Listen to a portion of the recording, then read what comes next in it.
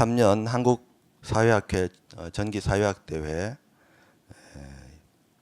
플래너리 세션 2 두 번째 세션 파편 사회와 사회학, 사회학의 다양화와 파편화라고 하는 주제로 토론을 시작하겠습니다. 우선 이 토론에 저는 이제 사회를 맡은 전북대학교의 정태석입니다. 발표 및 토론, 발표도 하시고 토론도 하시고 네 분이 나오셨습니다. 각자 소개하시는 게 좋겠습니다. 예, 어디 저기 끝에서부터 좀 소개 좀 해주시기 바랍니다. 안녕하십니까, 이시윤이라고 합니다. 공주대 성균관대에서 강사 일을 하고 있고요. 학술장에 대한 성찰적인 지식사회학적인 관심을 가지고 연구를 하고 있어서 오늘 자리에 많은 관심을 가지고 참여하게 되었습니다. 반갑습니다.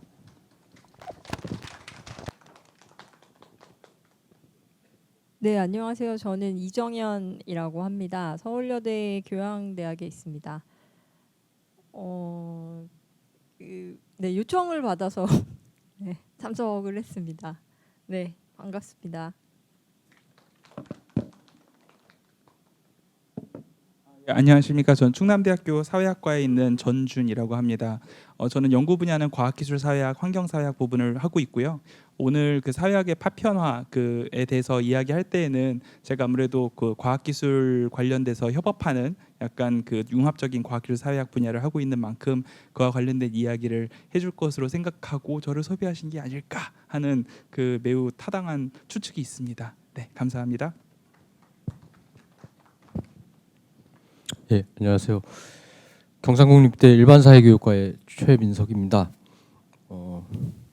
저는 뭐 공부는 이제 지성사나 한국 현대의 어떤 개념사 뭐 이런 쪽 연구를 하고 있고요. 아마 그래서 약간의 관련성이 있기 때문에 오늘 이렇게 좋은 자리에 불러주신 것 같습니다. 좋은 시간 되었으면 좋겠습니다.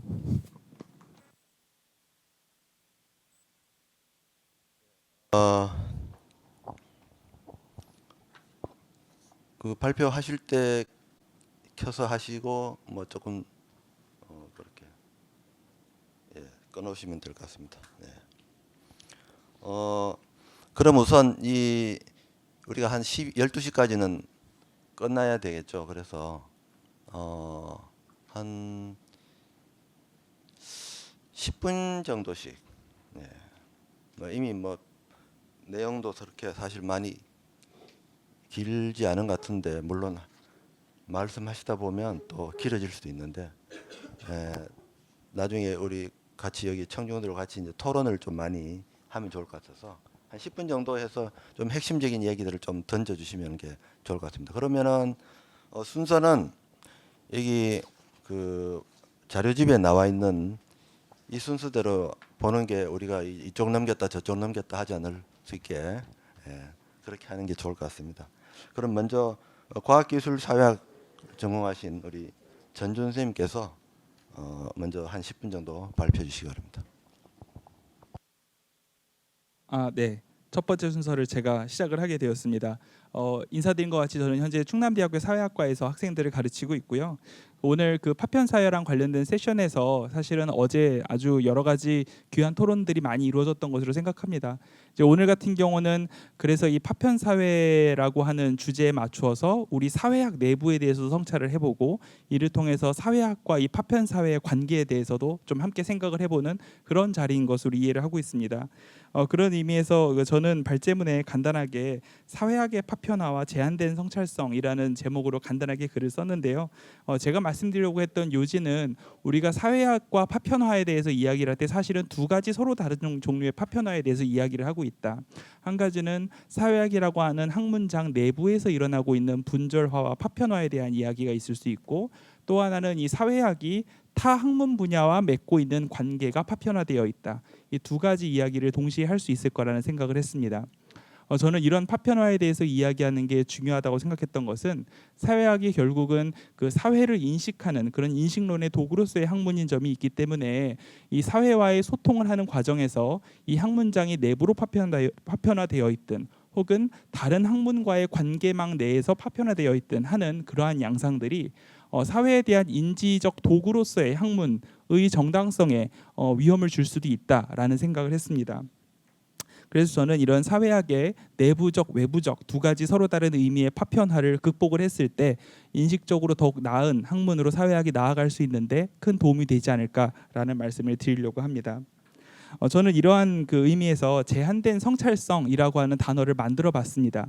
그러니까 우리가 그 제한된 합리성에 대해서는 우리가 모두 이야기를 하고 있고 이제 그런 것들은 이론적으로 사회학에 기반이 되고 있는데 사실은 우리가 그 합리성을 넘어서 그러니까 우리가 과연 그 장 내에서 어떤 위치를 점유하고 있고 어떤 위치성 내에서 우리가 작동하고 있는가라고 하는 것에 대한 어떤 3인칭적인 이해가 가능한가의 여부로서의 의미의 성찰성을 생각을 해보자면 사회학의 현재의 내부적 외부적 파편화의 경향성이 우리의 성찰성의 한계 지점을 좀 보여주고 있는 것은 아닌가. 그러니까 우리가 성찰성을 좀 더 넓히기 위해서는 학문 내부 외부적 연대가 모두 필요하다. 그런 말씀을 드리고 있습니다. 사실 그 사회학 내부와 외부의 파편화를 말씀을 드릴 때 어느 정도는 이 파편화는 이 학문장이라고 하는 공간 내에서 이미 어느 정도 내재되어 있는 당연한 속성이다라는 부분은 먼저 짚어야 될 것 같습니다.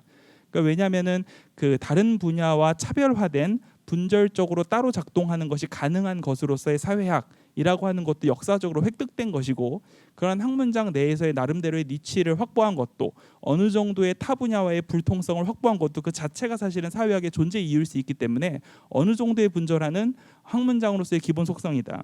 그리고 사실은 학문장 내부에서도 이 사회학 내부에서도 경제사회학, 정치사회학, 과학기술사회학, 젠더사회학, 법사회학 너무나 많은 사회학 분야들이 있는데 그 모든 사회학 분야들이 각자 어느 정도로 분절되어 있는 것은 또한 그 내부에서의 구체적인 전문화 과정으로 인해서 벌어진 되게 필연적인 요소들일 수 있다. 그러니까 그 파편화가 어느 정도가 진행된 거에 대해서는 당연한 속성이라고 볼 수도 있을 것 같습니다. 근데 이제 문제를 제기해야 될 지점들은 그렇게 서로 분화된 세부 학문들이 서로가 서로를 이해하려고 하는 시도를 전혀 하지 않고 서로가 무슨 이야기를 하는지를 전혀 몰라도 되는 것처럼 당연시하는 종류의 파편화는 사실은 자연스러운 속성으로서의 파편화를 지나친 것이다라는 생각은 듭니다.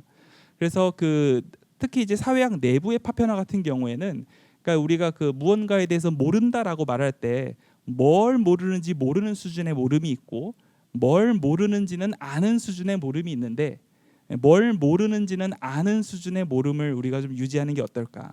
그러니까 사회학 내부의 파편화가 심화되어서 우리가 무엇을 모르는지도 모를 정도의 모름으로 서로 몰라도 되는 것으로 생각되는 모름으로는 안 가면 좋지 않을까라는 생각을 했습니다. 사실 이것보다 훨씬 더 어렵고 복잡한 문제는 저는 사실 사회학이 외부의 다른 학문으로부터 파편화되고 있는 양상인 것 같습니다. 사실 이거는 어떤 그 우리의 어떤 성찰적인 능력의 범위 내에서 해결되는 것이 아니라 사회학의 쓸모랑도 관련이 있는 부분이기 때문에 더 어렵다는 생각을 합니다. 사실 저는 사회학이 다른 학문 분야로부터 파편화되지 않기 위한 노력을 좀 하는 것이 필요하다는 생각을 합니다. 우리가 그 사회학이 아닌 다른 분야의 학자들과 연구를 할 때 우리가 주로 하는 질문은 저 사람과 공동 연구를 하면 내가 뭘 얻을 수 있을까를 많이 생각을 하는데 저는 다른 분야의 분들과 공동 연구를 하면서 오히려 반대되는 생각을 많이 해봤던 것 같습니다. 그 뭐냐면은 사회학이 저 사람에게 도와줄 수 있는 게 뭐지? 내가 사회학자로서 저 사람과 협동 연구를 했을 때 저 사람 혼자로서는 불가능한 무언가를 내가 해줄 수 있지? 사실 그런 고민을 좀 많이 했던 것 같긴 합니다. 이러한 고민을 좀 더 적극적으로 사회학계에서 하고 타 학문 분야와 연대하는 새로운 연구 가능성들을 생각을 할 때 저는 사회학의 힘이 더욱 세질 거라고 생각을 합니다.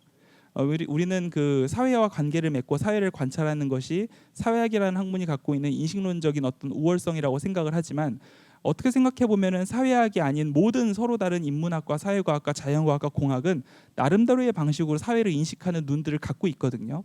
그러니까 그러한 인식론의 가능성들을 모두 이해하고 함께 작업을 했을 때 우리가 사회학적으로 세상을 보는 것이 우리 사회학이 갖고 있는 어떤 지적인 특징이다라고만 생각하는 것에서 더 넘어서서 다른 학문의 그 사회에 대한 인식론도 좀 배울 수 있는 기회가 되지 않을까 이런 생각을 합니다. 네, 짧은 발표 마치겠습니다. 상당히 짧게 발언을 해주셨는데 아주 핵심적인 얘기를 다 해주신 것 같습니다. 예. 이게 사회학의 학문적 성격이 우리가 다 배우지 않습니까? 종합적이다 이런 얘기 다 배우고 개론책에 나오는 걸 보면 뭐 N 플러스 인 뭐 여러 가지 사회학 학문들 플러스 1 그게 바로 사회학이다 뭐 이렇게 이제 얘기도 하는데 이런 관점에서 볼 때 우리가 이 파편화라고 하는 것이 어떤 문제냐 내부에서 또 외부에서 이런 아주 중요한 문제들을 제기해 주신 것 같습니다. 그러면 이어서 여기 이제 두 번째는 이시윤 선생님 또 좀 적절한 시간을 사용하셔서 발표해 주시면 고맙겠습니다. 네, 제가 뭐 주저리 좀 길게 썼는데 간략하게 취지를 말씀 뭐 드려볼까 합니다. 지금 이제 전준 선생님 말씀하신 이야기의 큰 틀에서 저도 큰 틀에서 비슷한 것 같다는 생각은 해보게 됩니다. 그런데 저는 어디를 좀 같이 보면 좋겠을지 제안을 하고 싶냐면 이제 분화 전문화 혹은 내부 분과의 벽이 높아지는 상황, 이 상황을 어떻게 규정하느냐가 중요할 것 같은데요. 예를 들면은 그 내부의 벽이 높아져 있어도 평소에 서로의 대화 가능성이 있는 것, 그러니까 전준 선생님이 지금 말씀하신 것처럼 서로 모르지만 알고 싶어하고 뭐 배우고 싶으면 이제 배울 수도 있고 뭐 때로는 경쟁할 수도 있는 그런 생산적인 관계를 만들 여지가 있는 상태로 분화 전문화, 내부 전문화와 분과의 벽이 생겨져 있느냐, 그게 아닌 상태로 그냥 따로 존재하느냐의 구별이 좀 필요할 것 같고요.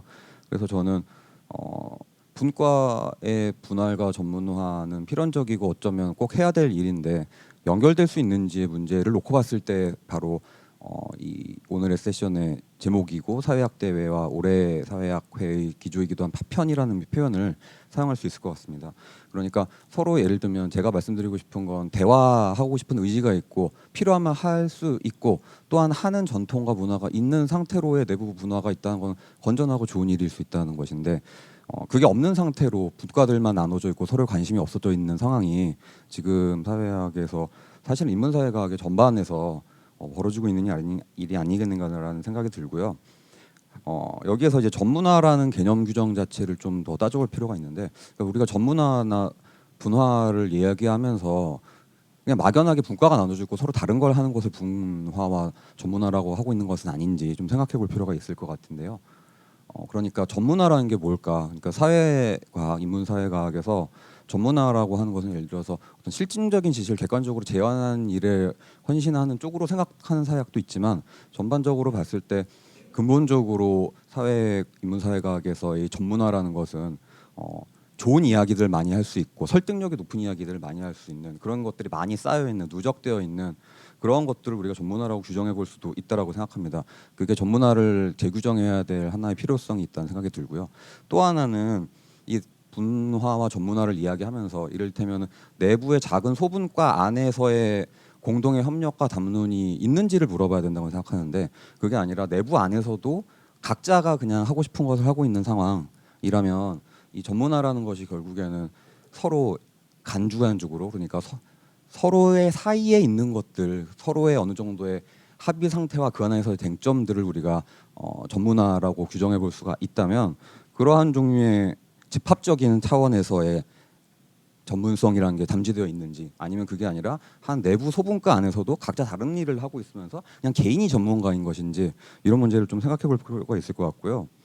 그래서 저는 우리 사회학 혹은 인문사회과학 담론 장 안에 이른바 담론이라는 게 있는지 그러니까 서로 관심을 가지고 기울이고 이를테면은 필요하다면 함께 이야기 나눌 수 있는 그래 본 경험과 전통과 어떤 역량이 있는지 그 부분이 굉장히 중요하지 않겠나라고 생각을 해보게 됩니다.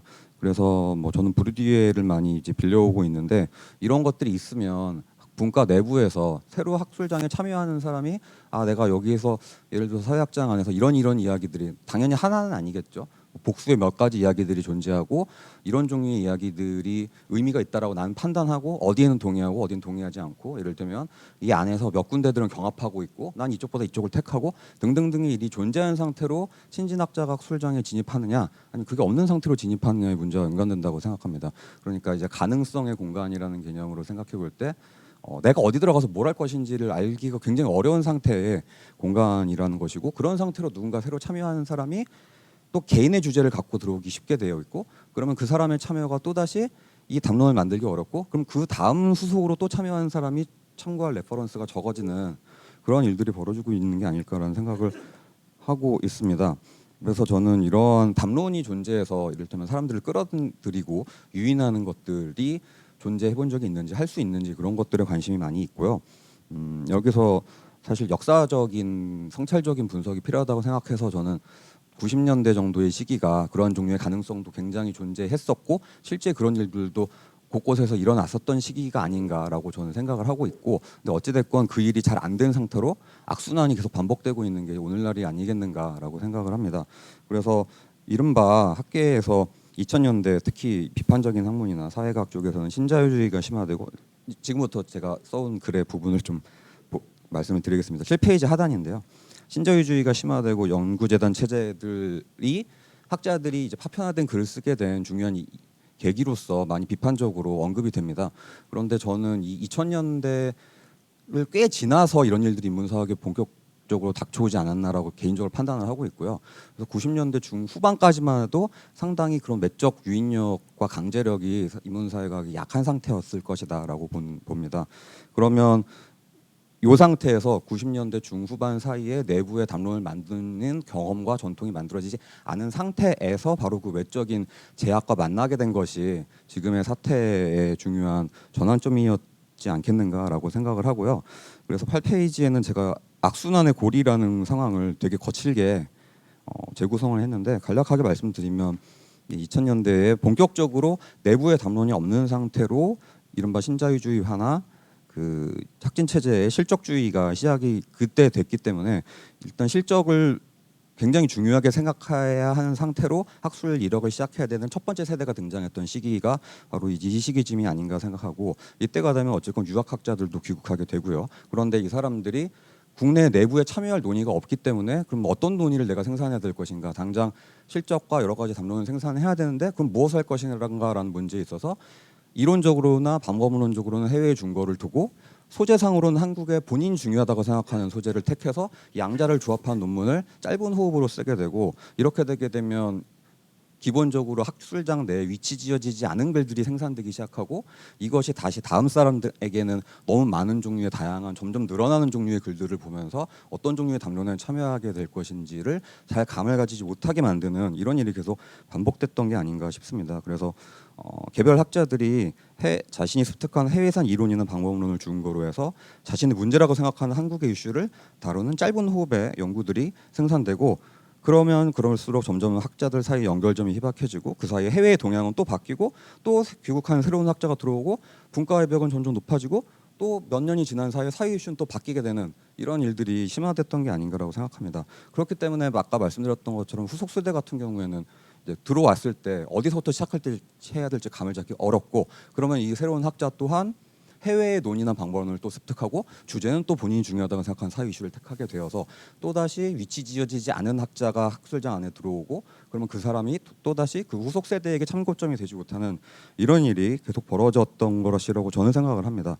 그래서 이 상황 안에서 예를 들어서 한국 사회학에서도 사실 놀랍게도 80년대, 90년대부터 계속 위기담론이 있었고 계속 처방전이 있었습니다. 그래서 거기서 이야기된 많은 처방전들이 이 내부의 담론을 만들려는 노력에 대한 진지한 고민을 하지 않은 상태로 이루어졌기 때문에 어쩌면 악효과를 가져오지도 않았는가라는 생각을 해보게 되는데요. 예를 들면 사회와 소통하고 교양화된 쉬운 사회학을 이야기하려는 성향이 내부에 어떤 담론이 있는 상태로 그걸 쉽게 풀어내는 게 아니라 외국의 이론이나 외국의 이야기를 갖다 소개하는 방식이 되고, 그러면 그럴수록 국내의 장이 부실하다는 것을 사실 고백하는 그런 일이 돼버릴 수가 있고요. 또한 그게 아니라 전문적으로 사회를 분석하고 연구하려는 학자가 있다라고 할 때도 이 사람이 뭔가 연구하고 분석하는 일이 함께 공동의 담론으로서 진행되지 않기 때문에 개인 플레이가 되어버리고, 개인의 역량이 아무리 뛰어날지언정 함께 이야기를 해나가지 못하게 된다면 일의 생명력이 짧을 수밖에 없었던 것 같고요. 9페이지입니다.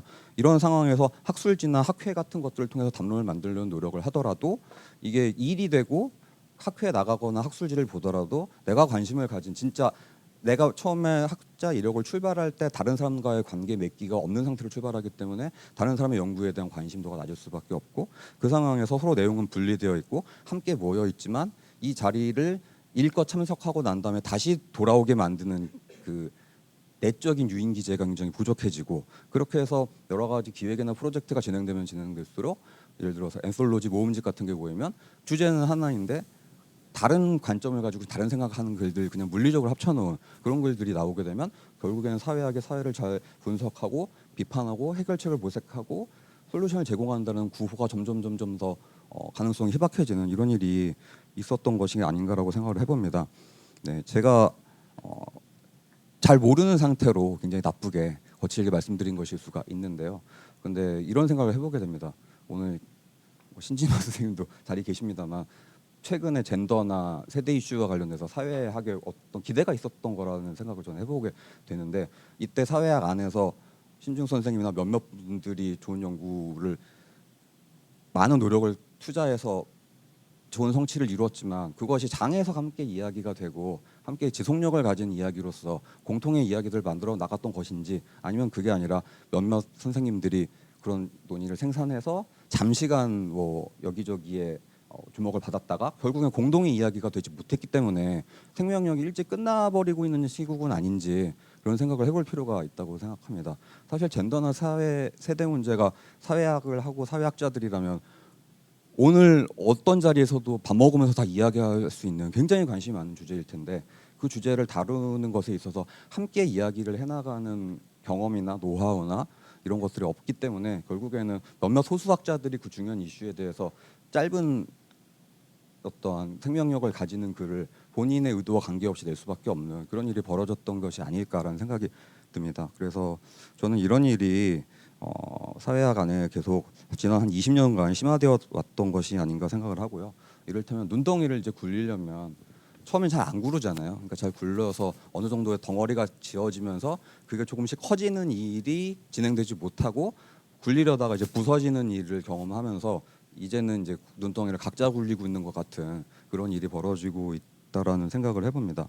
근데 문제는 이렇게 하게 되면 개인의 주관이 이미 출발점으로부터 학자라는 것은 자신의 길을 이제 개척해 나가는데 내 관심을 다른 사람의 관심에 억지로 튜닝하라는 일이 자꾸 구호가 돼버리기 때문에 다른 사람을 많이 읽고 인용하고 대화하자라는 얘기가 그냥 구호만 되지 개인에게는 별로 좋은 선택이 되지 않기 때문에 이게 개인에게는 자꾸 함께 있어도 다른 종류의 일을 하게끔 만드는 기제가 되고 그런 일들이 집합적이고 구조적인 차원에서는 분자화를 만들어 나가고 있는 그런 상황이 아닐까라는 생각이 들고요. 그렇기 때문에 주관적인 동기나 참여에 대한 의지나 타인에 대한 기본적인 관심이나 어떤 흥미라든지 이런 것들을 강제할 수는 사실 없는 노릇이잖아요. 그리고 각자 연구하는 분야라는 게 있는 거고요.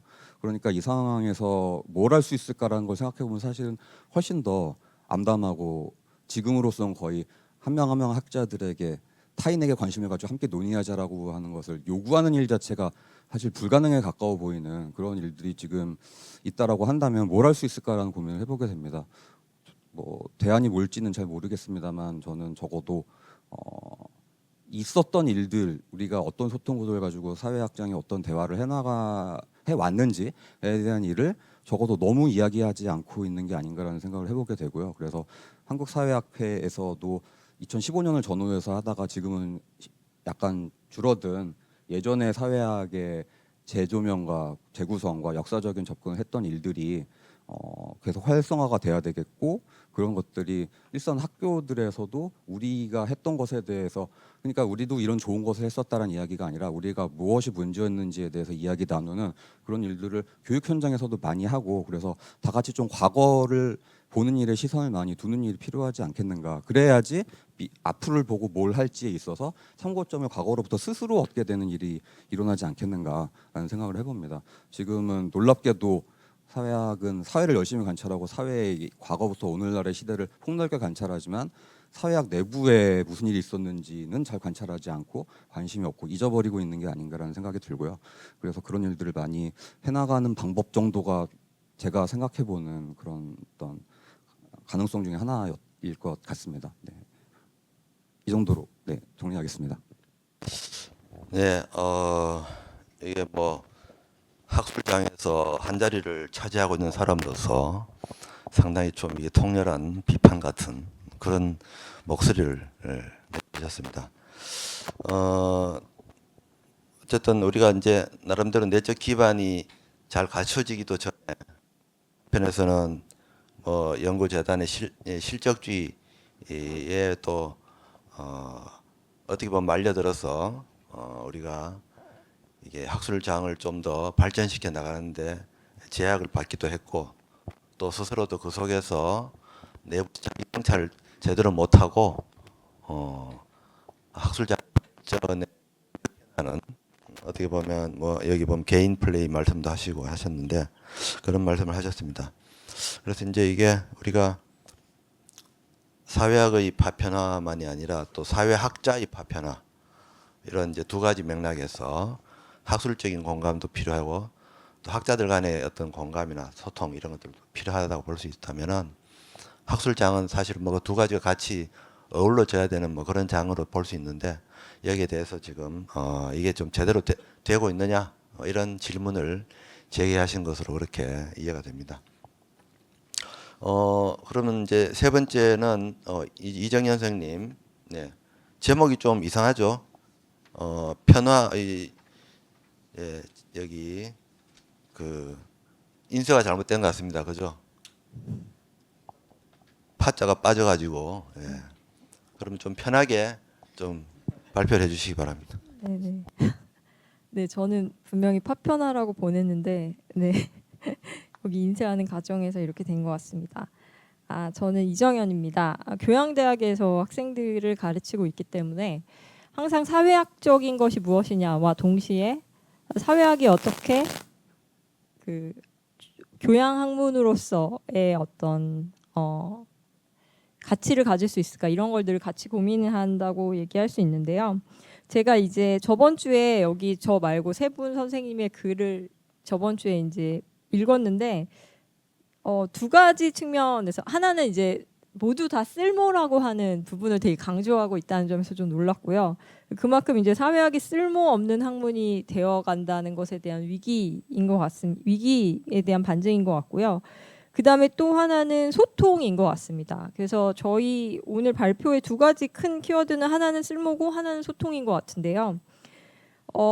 지금 이제 방금 발표해 주신 이시훈 선생님이 좀 구체적인 얘기들을 좀 꺼내주셨는데 저는 사실 이걸 고민하면서 이거는 파편화뿐만 아니라 이건 엄청나게 큰 사회학의 모든 전반에 관한 이야기를 할 수밖에 없는 주제라는 생각이 들어서 사실 이제 고민을 많이 했는데 저는 조금 큰 차원에서 그냥 파편화를 좀 크게 조금 얘기를 한번 해보려고 합니다. 저는 제가 쓴 글을 토대로 해서 읽으면서 발표를 하겠습니다. 일단 파편화가 굉장히 좀 가치 판단적인 단어인 것 같아요. 이미 이제 나쁜 의미로서 이제 이야기되고 있는 것 같은데 조금 중립적 의미에서 본다면 전 파편화가 이중적 의미를 다 가지고 있다고 생각을 합니다. 그러니까 한국에서 사회학이 발전해 오는 과정에서 그 파편화는 단순히 그 하위 분야의 출현뿐 아니라 새로운 패러다임의 생성이나 학문의 지향성 또는 방법론의 다양화와 생산적 논쟁을 포괄하는 변화를 모두 가리킬 수 있는 개념이라고 생각을 합니다. 그래서 한국의 사회학이 본격적으로 성장하기 시작한 시기를 1980년대라고 한다면 그때 나타났던 각 하위 분야의 응집과 학술적 제도와 이론적 실천적 지향점의 분화와 차이는 파편화를 수반하는 학문의 활성화 과정을 저는 보여준다고 생각을 하고요. 그때 그러면서 이제 당연히 되게 여러 분야의 하위 분야들이 생겨났다고 생각을 하고 사회학의 역사적 측면에서 본다면 파편화는 학문의 제도적 성장이나 하위 분야의 발달과 다양화, 각 분야 간의 교류, 경쟁과 도전, 통섭을 통해 새로운 학문적 개념이나 시각의 출현, 그리고 이론의 출현을 가능하게 만드는 저는 활성화 과정이라고 생각을 합니다. 그래서 더 나아가서 성공적인 파편화라고 하는 거는 새로운 하위 분야 간 융합을 통해서 사회학의 연구 대상을 더 풍요롭게 하고 사회학의 바깥 영역과의 접촉과 교류를 확대하고 새로운 방법론에 대한 도전으로 이어질 수 있다라고 생각을 하고요. 그러면서 파편화는 다시 새로운 융합과 통섭을 가능하게 할 수 있는 어떤 열쇠라고 생각을 합니다. 그래서 그 파편화라고 하는 것 자체가 문제라기보다는 파편화가 어떤 방식으로 무엇을 향해서 이루어지고 있느냐, 그게 더 중요한 문제라는 저는 생각을 합니다. 근데 그럼에도 불구하고 사회학의 파편화라는 말이 오늘날 좀 우려스러운 시각에서 읽히고 사용된다는 거는 현재 사회학이 처한 불리한 입지와 관련되어 있다라고 생각을 합니다. 파편화는 역시 이제 활성화나 발전의 과정이 아니라 위기나 해체의 과정을 의미하는 위협적인 상황으로 해석이 되고 있는 거죠. 최근에 이제 대학에서 다시 학부제 도입에 대한 논의가 등장하면서 사회학은 인문대학에 속해 있으면 가장 인기가 많은데 사회과학대학에 속해 있으면 가장 인기가 없는 그런 과라고 얘기가 됩니다. 왜 그럴까 생각해보면 당연히 이제 사회학이 가지고 있는 순수학문적 요구와 응용학문적 요구에 모두 반응할 수 있는 이제 학문이라는 점이죠, 사회학이. 동시에 어떤 것에서도 명확한 학문적 정체성과 정당성을 증명하지 못할 가능성이 있다는 것을 의미한다고 생각합니다. 그러니까 사회학이 가진 이 골짜기 같은 입지는 최근의 사회적 요구와 대학 구조의 변화에서 확실히 불리하게 작용하고 있는 것 같습니다. 사회학은 전문적인 이론과 독자적인 방법론을 증명함으로써 학문 제도상의 쓸모를 스스로 입증해야 하는 위기에 처해 있습니다. 다양한 하위 분야의 출현이 유행을 따라서 응용학문에 대한 필요에 부응할 수 있다라고 하는 것을 증명하는 어떤 대응이라거나 아니면 오늘날 이 사회 이론이 약화되는 것이 사회학이 가진 고유의 학문적 힘을 상실하고 있다는 증거일 가능성이 충분히 이제 있기 때문인 것이죠. 그렇기 때문에 오늘날 파편화의 의미를 고찰하는 것은 의미가 있다라고 생각을 합니다. 아까 말씀드린 것처럼 무엇을 위한 파편화가 어떻게 일어나고 있는가에 관한 이제 지속적인 질문이 필요하고 이걸 통해서 사회학의 현재를 성찰해야만 하는 그런 시점이라고 생각을 합니다.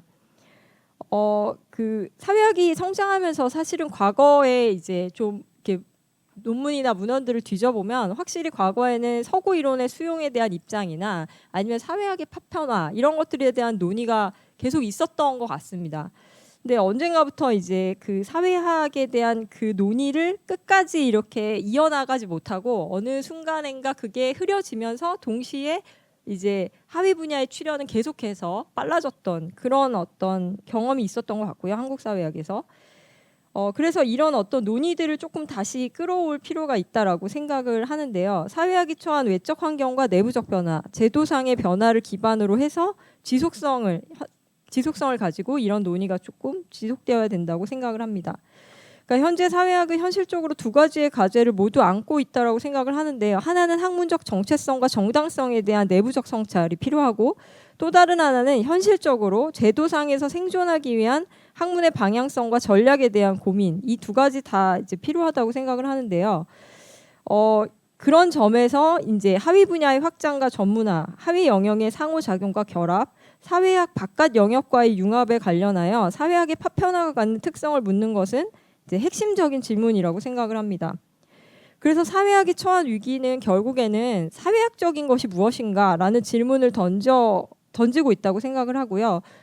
이제 이런 답은 전통을 거슬러서 찾는 것이라기보다는 이제 미래지향적인 고찰을 통해서 찾아야 된다라고 생각을 합니다. 다시 말해서 이제 새로운 해답이 필요한 상황이라고 생각을 합니다. 파편화가 문제가 될 때는 언제인가 파편화의 과정이나 방식, 그 결과가 사회학적인 것을 희미하게 만들거나 균열을 내고 있다고 판단될 때일 것입니다. 사회학적인 것이 따로 고정된 실체가 있을 리는 없습니다. 그러나 분명한 것은 각 시대의 학자는 각 시대가 요구하는 사회학을 해야 한다는 것이고 그것은 아마도 결국 비판적 지식의 생산이라는 것이죠. 사회학의 정체성은 결국 시대가 필요로 하는 비판적 지식을 생산하는 학문이라는 것입니다. 그 사회학의 파편화와 관련하여 그 연구들이 소재 중심으로 매몰되고 지식이 축적되지 못함으로써 사회학이 더 이상 비판적이고 실천적인 담론을 생산해내지 못하고 있다는 비판이 존재합니다. 그러나 문제는 파편화 자체가 아닐 것입니다. 앞서 언급한 것처럼 중요한 것은 파편화의 방향성과 목적입니다. 사회학이 비판적 지식을 생산해내지 못하고 있을 때, 다시 말해서 사회학의 파편화가 사회학적인 것을 구성하는 새로운 융합으로 이어지지 못할 때 파편화는 위협적인 것이 됩니다. 각 하위 분야에서 이루어지는 연구들이 그 자리에 매몰되어 그저 탈이념적이고 탈맥락적인 연구에 그칠 수 있기 때문입니다. 비판적 지식 생산을 위해서는 무엇보다 이제 학문적 소통의 장이 활성화되는 것이 필요하다고 저도 생각을 하는데요. 각 하위 영역 간 학문적 소통과 논쟁의 부재는 파편화를 통한 다양성에 대한 실험과 개방적 논의 그리고 비판적 지식 생성, 즉 시대가 요구하는 새로운 융합의 가능성을 가로막는다고 생각을 합니다. 그러니까 사회학의 파편화라고 하는 것이 의미가 있으려면 어떤 새로운 융합을 향해서 갈 때만 의미가 있다라고 하는 것이죠. 그래서 그러려면 하위 분야 간에서 생성되는 지식 간 논쟁과 소통, 궁극적으로는 현실이 요구하는 비판적 지식의 생산, 이것을 향해서 이제 파편화가 기능할 때만 의미 있다라고 생각을 합니다. 조금 더 구체적인 얘기들은 이따가 다시 할 기회가 있을 것 같습니다. 네, 좋은 말씀해 주셨습니다. 결국은 파편화라고 하는 질문을 할 때 이것이 의미를 가지려면은 뭔가 사회학이 사회적으로 의미 있는 어떤 사회학적 질문을 던지는 능력, 그걸 통해서 사회학이 이게 뭔가 의미 있는 학문이구나라고 하는 것을 뭐 학문을 하는 사람들이든 아니면은 이 일반 대중들이든 뭔가 그걸로서 이게 사회학이라고 하는 것이 나름대로 우리 사회에서 의미 있는 얘기를 하는구나 라고 하는 걸 보여줘야 된다, 이런 말씀이신 것 같습니다. 그래서 이게 결국은 맥락과 방향이라고 하는 것을 생각한 어떤 이 파편화를 넘어서려고 하는 어떤 노력, 이런 것들이 이제 필요하다, 이런 말씀이신 것 같습니다. 예, 좀 또 뭐 구체적인 얘기를 더 나중에 또 하시기로 하고, 마지막으로 최민석 선생님께서 좀 간단하게 발표해 주시기 바랍니다. 네. 어제 이렇게 성대히 환영해 주셔서 아직까지 좀 정신이 혼돈합니다. 그래서 좀 그 발제문을 중심으로 좀 말씀을 드리겠습니다. 세션이 이제 뭐 아까 말씀하셨지만 사회학의 다양화 파편화라는 이제 부제로 되어 있는데, 그냥 사회학의 다양화가 아니라 굳이 왜 파편화라는 말을 썼을까라는 생각이 들었고요. 아마 근데 거기에 대해서 뭔가 약간 부정적인 현실 진단 이런 것들을 좀 담고 있고, 거기에 대해서 함께 고민해 보자라는 뜻으로 저는 받아들였습니다. 파편화라고 할 때 이제 뭐 아까 이제 학문 사회학 내부의 파편화와 이제 학문 간의 파편화 이런 말씀도 하셨지만, 저는 이제 물론 이제 사회학 내부의 파편화도 있겠으나 또 이제 사회학과 대중 간의 어떤 단절, 혹시 이런 문제도 함께 이야기할 수 있지 않을까 이렇게 생각해봤고요. 먼저 좀 뭐 쉬운 이야기는 이제 전문화와 대중화라는 어떤 갈등으로 표현되는 이제 사회학과 대중 간의 소통 부재라는 문제일 텐데, 물론 뭐 여기에 대해서 뭐 여러 가지 연구들도 있고 했습니다만, 뭐 과거와 같은 뭐 영광이 다시 같은 방식으로 오지는 않을 것 같고요. 뭐 만약에 같은 방식으로 온다면 이제 사회가 대단히 혼란스러운 상태이겠죠. 이제 다시 와서도 안 될 것 같고, 네. 그렇게 되는 건 이제 불가능해 보이고, 뭐 민주화 이후에 이제 사회과의 어떤 대중적 수요가 시든 것, 그리고 또 아카데미 내에서도 아까 뭐 학진이라든지 뭐 말씀하셨지만 대중을 독자로 잡는 글을 써야 할 뭐 학자들의 유인 이런 것들이 별로 없는 상태라고 생각을 합니다. 그래서 뭐 답이 뭐 딱히 있는 것은 아니겠죠. 근데 뭐 직접적으로 뭘 어떻게 하겠다라는 것보다는 과연 이제 사회학이라는 것이 아까 쓸모라는 표현을 하셨지만 어떻게 쓸모를 보여줄 것인가. 거기에는 이제 저는 뭐 지주영 선생님 글도 되게 재밌게 읽었는데 그 쓸모라 함은 굉장히 다양한 방식일 수도 있다. 우리가 좀 여러 가지 상상력을 발휘해 볼 수 있다라는 것이고, 뭐 거기에 대해서 뭐 제가 갖고 있는 답은 없습니다. 자, 다음으로 이제 사회학 내부의 파편화라는 문제가 가장 쟁점일 것 같은데, 좀 작년에 이제 정수복 선생님께서 쓰신 한국 사회학의 지성사 시리즈라든지 이런 걸 좀 참조해 볼 때, 저는 물론 이제 이 책에 대한 각 학회의 반응도 저는 너무 재밌었거든요. 이제 지주영 선생님은 이제 비판사회학에서 서평을 썼고, 제가 이제 한국 사회사학회에서 서평을 썼고, 한국 사회학에서는 과연 누가 서평을 쓸까라는 게 저는 너무 궁금했는데, 네, 말하지 않겠습니다. 네. 어쨌건 그렇게 아카데믹 사회학, 뭐 비판 사회학, 역사 사회학 뭐 이렇게 세 개의 어떤 그 갈래로 나뉘어서 이제 1990년 정도를 전후한 시점에 어느 정도 분화가 됐다라고 생각이 들고요.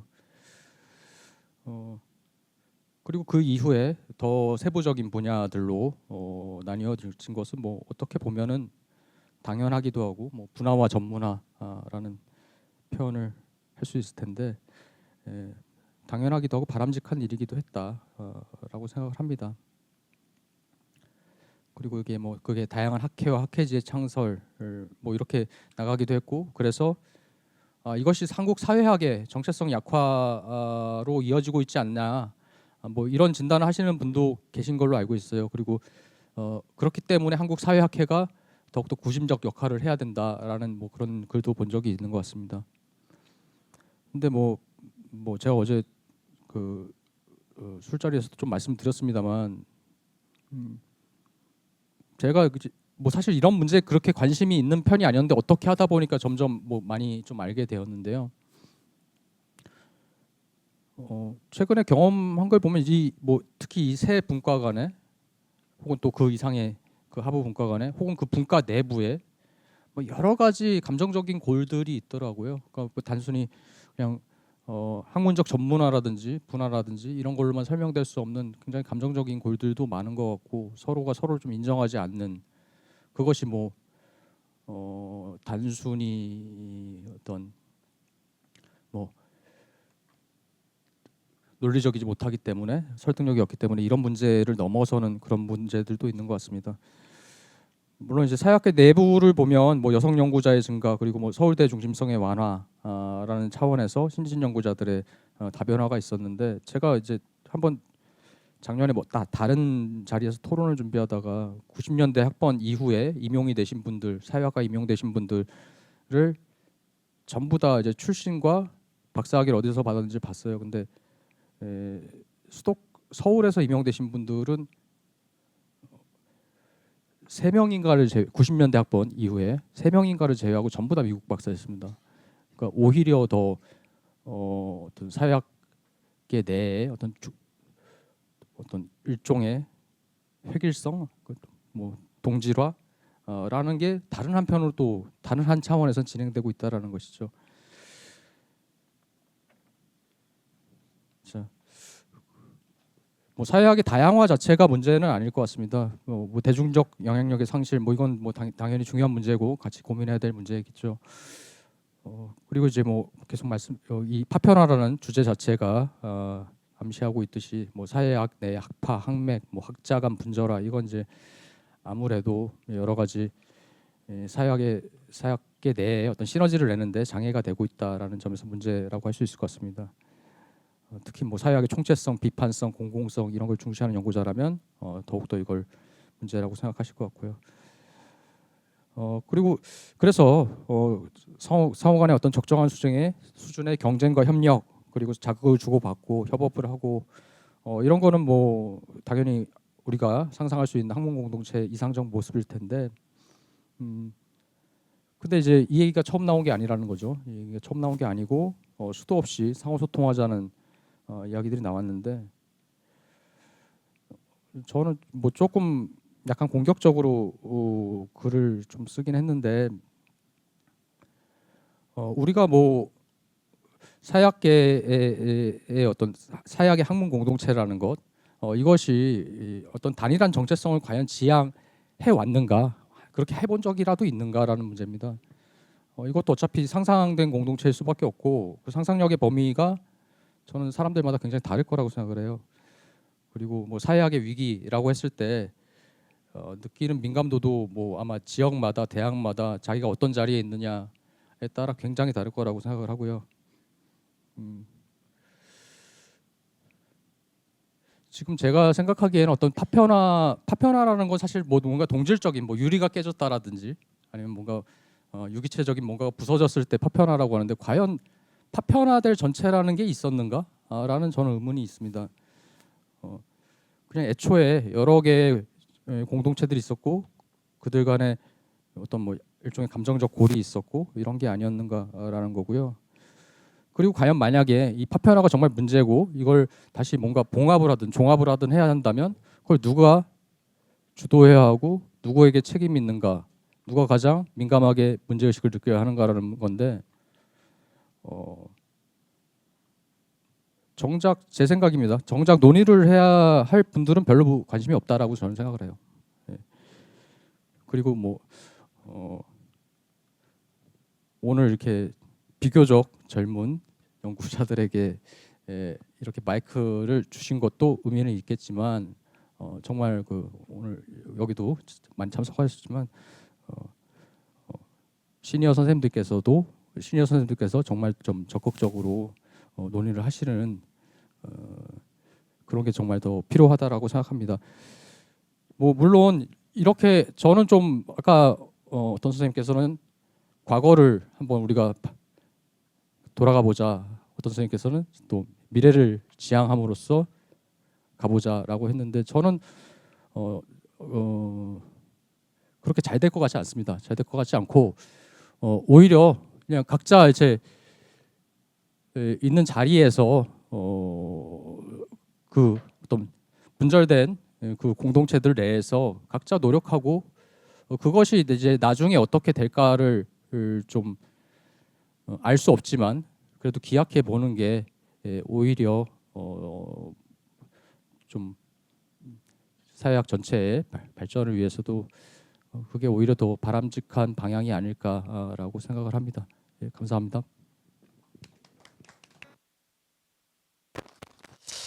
네,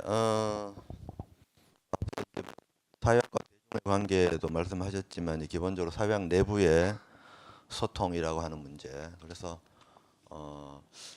제가 듣기로는 이제 결국은 이게 분화 자연스럽게 이제 일어났던 것인데 뭐 시각의 분화도 있고 영역의 분화도 있고 그런데 다른 한편에서는 또 이게 학자 집단에서 내부의 분화도 있다. 뭐 얘기를 말씀하신 것 같습니다. 그래서 이게 뭐 어차피 상상의 공동체인데 뭐 우리가 모여서 우샤우샤 뭐 하나 되자 뭐 이런 얘기 하는 게 필요하냐 뭐 이런 말씀이시죠? 그건 아니신가요? 예.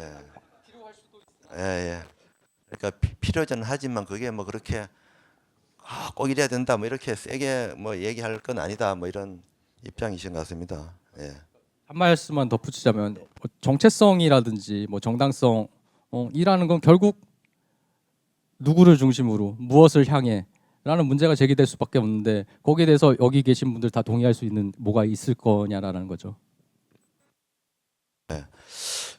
뭐 앞에서 이제 우리 그 이정현 선생님은 맥락, 방향성 뭐 이런 말씀을 하셨는데 우리 또 최민석 선생님은 방향성이 뭐 같을 수가 있을까 뭐 이런 이제 또 말씀이신 것 같고 그래서 한편에서는 이게 학술장이 어떠해야 되느냐라고 하는 데 대한 어떤 고민 그런데 학술장이 꼭 그래야 될 필요가 있을까 또 한편으로는 그런 이야기 이런 이제 조금은 상반될 수도 있는 이런 얘기들이 이제 좀 나오는 것 같습니다. 그런데 그러면 그 속에서 그러면은 그냥 내버려 두면 되겠다 뭐 이렇게 우리가 할 수는 없기 때문에 그래도 뭔가 이것이 우리가 학술장이 내부에서 뭔가 뭐 서로 논쟁하고 이렇게 하더라도 그럼에도 불구하고 뭔가 결국 학술장이라고 하는 것은 학문의 발전이라고 하는 것 그걸 통해서 우리가 사회를 좀 더 나은 사회로 바꿔 나가야 된다라고 하는 그런 데 대한 어떤 나름대로의 목표는 있는 것인데 그랬을 때 그걸 그럼 어떻게 가능하게 할 것인가 뭐 이런 질문들이 제기된다고 봅니다. 이걸 어떻게 얘기를 해야 될지 참 전체적으로 난감한데 그래도 우리가 주제를 한번 모아 본다면은 우리 파편화라고 하는 질문으로 이제 우리가 시작을 했는데 우선은 이렇게 한 질문을 던져보겠습니다. 우리가 어떤 이제 전준 선생님은 그런 말씀하셨죠. 이제 상호 이해라고 하는 것이 이해의 폭을 넓혀 나가는 것, 공유하는 것, 또 외부적으로 연계하는 것, 뭐 이런 것들이 결국은 학문의 성격이라고 하는 면에서나 또 이제 학문의 발전이라는 면에서 이게 필요하다는 말씀이시고, 그래서 좀 더 이게 확장의 노력이 필요하다 말씀하셨고, 또 이시훈 선생님도 크게 보면 비슷한 말씀이신 것 같습니다. 뭐 학술장이라고 하는 것이 좀 학술장이라고 하는 개념을 중심으로 말씀을 하셨는데, 결국은 이 속에서 뭔가 내적 기반이 마련돼야 되는데, 이게 자꾸 뭐 실적주의 등등 이런 외부적 조건이나 또 뭐 내적인 이렇게 분화 과정에서 좀 어려워졌다. 두 분은 어떻게든 뭔가 좀 이게 뭔가 통합이 되고 또 소통이 되는 이런 여지를 확장시켜 나가야 된다, 이런 주장이신 것 같습니다. 그렇게 이해할 수 있겠습니까? 예, 그죠. 보면 할 것 같은데, 그럼 이 주제에 대해서 과연 우리가 서로 상호 이해를 공유해야 되고, 우리는 또 뭔가 이게 소통과 또는 통합, 뭐 통합이 너무 센 말이라면은, 또는 뭐 어떤 연계 이런 것들을 추구해 나가야 될 것인지, 여기에 대해서 한번 여기 계신 토론자분들도 서로 좀 말씀을 나눠주시고, 또 우리 청중들 중에서도 그런 질문에 대해서 한번 자신의 이제 이 생각들을 한번 좀 나누는 그런 자리를 좀 일단 먼저 시작하겠습니다. 네, 우리 전 선생. 제 생각에 저는 사실 한국의 사회학계에 대해서 무언가를 이야기할 만한 준비가 되어 있는 스피커는 전혀 아닙니다, 사실. 그러다 보니까 나머지 세 분께서 발표해 주시는 것들을 들으면서 진짜 많은 생각을 하면서 들었는데요. 그래서 각자 세 분께 제가 질문이 있어가지고 제가 세 분께 질문을 하나씩 드리는 식으로 저희가 이야기를 시작하면 어떨까 생각이 드는데요. 사실 어느 정도 서로 다 연결된 말씀들 해주신 것 같아요. 제 생각에 저희가 모두 동의하는 바는 어느 정도의 전문화와 분절화, 파편화라고 하는 것은 이미 주어진 것이다. 그런데 우리는 어떤 분절과 파편을 지향해야 되는가를 이야기하고 있는 중인 것은 공통된 이해의 상황인 것 같습니다. 그 바탕에서 사실은 이시훈 선생님께서 써주신 글을 읽으면서 생각을 했던 게, 이게 애초에 우리에게 파편화될 공통된 사회학이라는 학문장이 있기는 했는가라는 도발적인 문제를 살짝 내비쳐 주셨다고 생각을 했는데, 마침 최민석 선생님께서 우리에게 깨질 것이 애초에 있었느냐라는 말씀을 또 해주신 것 같아서, 이에 대해서 두 분께서 한번 같이 좀 말씀을 해주시면 좋지 않을까, 서로 그런 생각이 들었고요. 그래서 그러니까 우리에게 한국 사회학이라고 하는 학문장이 과연 존재하는 것인가, 혹은 학문장이 있는데 이 장의 규칙과 영향력이라고 하는 것이 사실은 타 장과의 상호작용 내에서 너무나 허약하게 형성이 되었기 때문에 사실은 어떤 성과라든지 이런 것들을 강조하는 다른 논리에 지나치게 허약하게 복속되어서 문제인 것인가, 그 부분에 대해서 두 분께서 함께 말씀해 주시면 되게 좋을 것 같고요. 이정현 선생님 발표 들으면서 생각을 했던 게, 그렇다면은 이제 우리가 성공적인 파편화를 해야 된다. 파편화를 한다면 그 파편화는 새로운 문제들에 대해서 대응하는 방식으로 더욱 창의성을 넓혀나가고, 새롭게 파편화되는 하부 분과들 사이에 새로운 협력 관계가 만들어지고, 그러함으로써 사회학의 외연이 넓어지고 성찰의 힘이 넓어지는 그러한 파편화를 해야 된다라고 말씀해 주셨는데, 저는 그러한 파편화를 우리가 어떻게 하면 이룰 수 있는가를 고민하기 위해서는 우리가 지금까지 파편화가 왜 이루어져 왔었나, 그러니까 지금까지 사회학 내부에서 이루어져 왔던 파편화의 모티베이션들이 무엇이었는가에 대한 질문을 스스로에게 던지는 것이 되게 중요할 것 같다는 생각이 들었습니다. 그래서 선생님 보시기에, 그러니까 우리가 지금까지 우리 사회학이 파편화되어 온 모티베이션들이 무엇이었는가, 그러니까 두 가지 정도의 초이스가 있겠죠. 첫 번째는 새로운 사회적 문제의 영역들이 부상되면서 새로운 세부분과가 이것에 대응하면서 파편화가 되어 왔다라고 평가할 수도 있을 것이고, 또 하나는 어떤 새로운 자원이 뚝 떨어져서, 혹은 어떤 새로운 유행 사조가 뚝 들어와서 그거에 되게 시장적으로 리스폰스하는 방향으로 파편화가 되었던 것이라고 봐야 되는 것인가, 이 부분에 대해서 말씀해 주시면 저희가 건전한 방식의 파편화 이해하는 데 더 도움 될 것 같습니다. 예, 자신의 공격을 남을 공격하는 것으로 이렇게 약간 하는 듯한 약간 뭐 그런 느낌이 듭니다만은, 그게 역시 또 이렇게 토론을 활성화시키는 데는 최고입니다. 예. 자, 지금 이제 어떤 통합된 것, 그러니까 우리가 뭐 사실 사회학에서 늘 하는 얘기가 분화와 통합 뭐 이런 얘기 하는 것인데, 이게 이제 학문의 장에서도 그런 얘기를 지금 하고 있는 것인데, 이게 과연 이제 이런 식의 어떤 이 통합이라고 하는 것이 어떻게 가능한 것인지 현실적인 어떤 문제로서 이제 질문을 던지셨는데 지금 이제 질문을 받으신 세 분이 이제 차례로 일단 먼저 한번 좀 말씀을 하셔야 될 것 같습니다. 어느 분부터 먼저 말씀하실까요? 제일 뭐 강하게 공격받으신 우리 최민석 선생님께서. 예. 예, 아닙니다. 예, 제가 그냥 재밌게 하자고 하는 말이고요. 그래야지 이제 좀 뭔가 이 논쟁을 좀 흥미롭게 할 수 있을 것 같습니다. 우리 최민석 선생님은 상당히 좀 그 부정적인 관점, 상상의 공동체가 있느냐 이런 얘기들을 좀 하셨는데 물론 그렇다고 해서 다 깨자 이런 말씀 아니시죠? 예.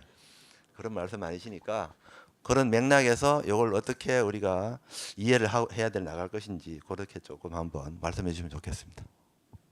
네.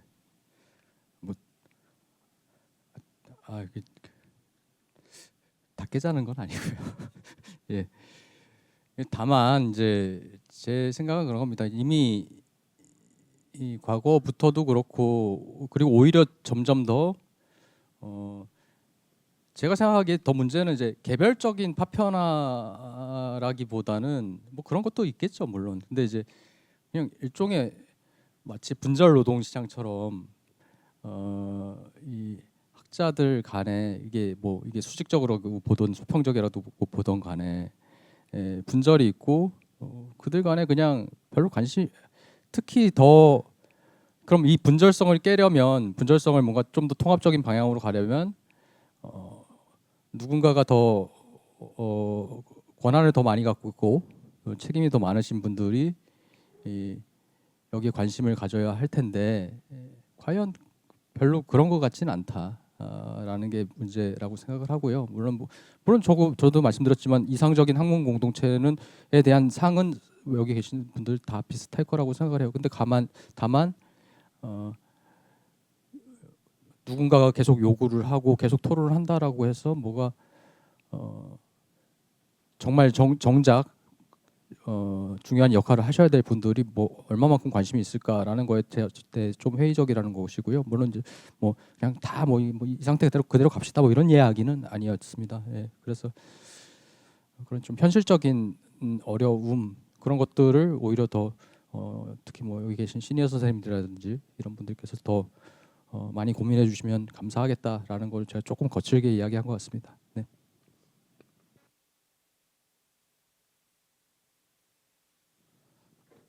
네, 그러니까 이제 앞으로 어떻게 돼야 되느냐라는 대로 보면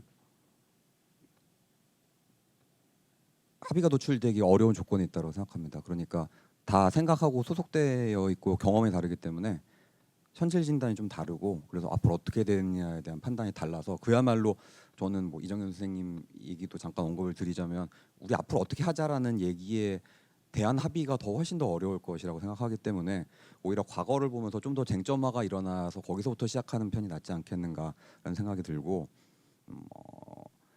우리가 그러니까 어떻게 되어 왔느냐부터 출발을 하면 좋겠다라는 취지로 말씀을 드렸던 것 같고요.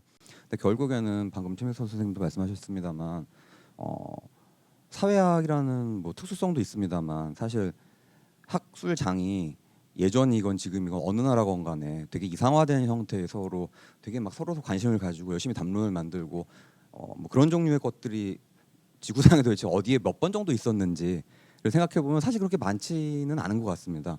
근데 자연과학장에서 이따금씩 일어나는 일이고 인문사회과학장에서는 별로 생기지 않는 그런 일인데 근데 재밌는 것은 지금 어쨌건 근현대적인 학술장은 다 반사실적인 그러니까 현실태에는 잘 없는 종류의 무엇을 자꾸 우리가 지향은 하고 있었고 그것에 대한 광범위한 합의는 있어 왔었고 지금도 있는 게 아닌가라는 생각이 듭니다. 근데 현실적인 조건이 굉장히 어려워져 있고 그건 어느 나라든지 마찬가지인 것 같아요.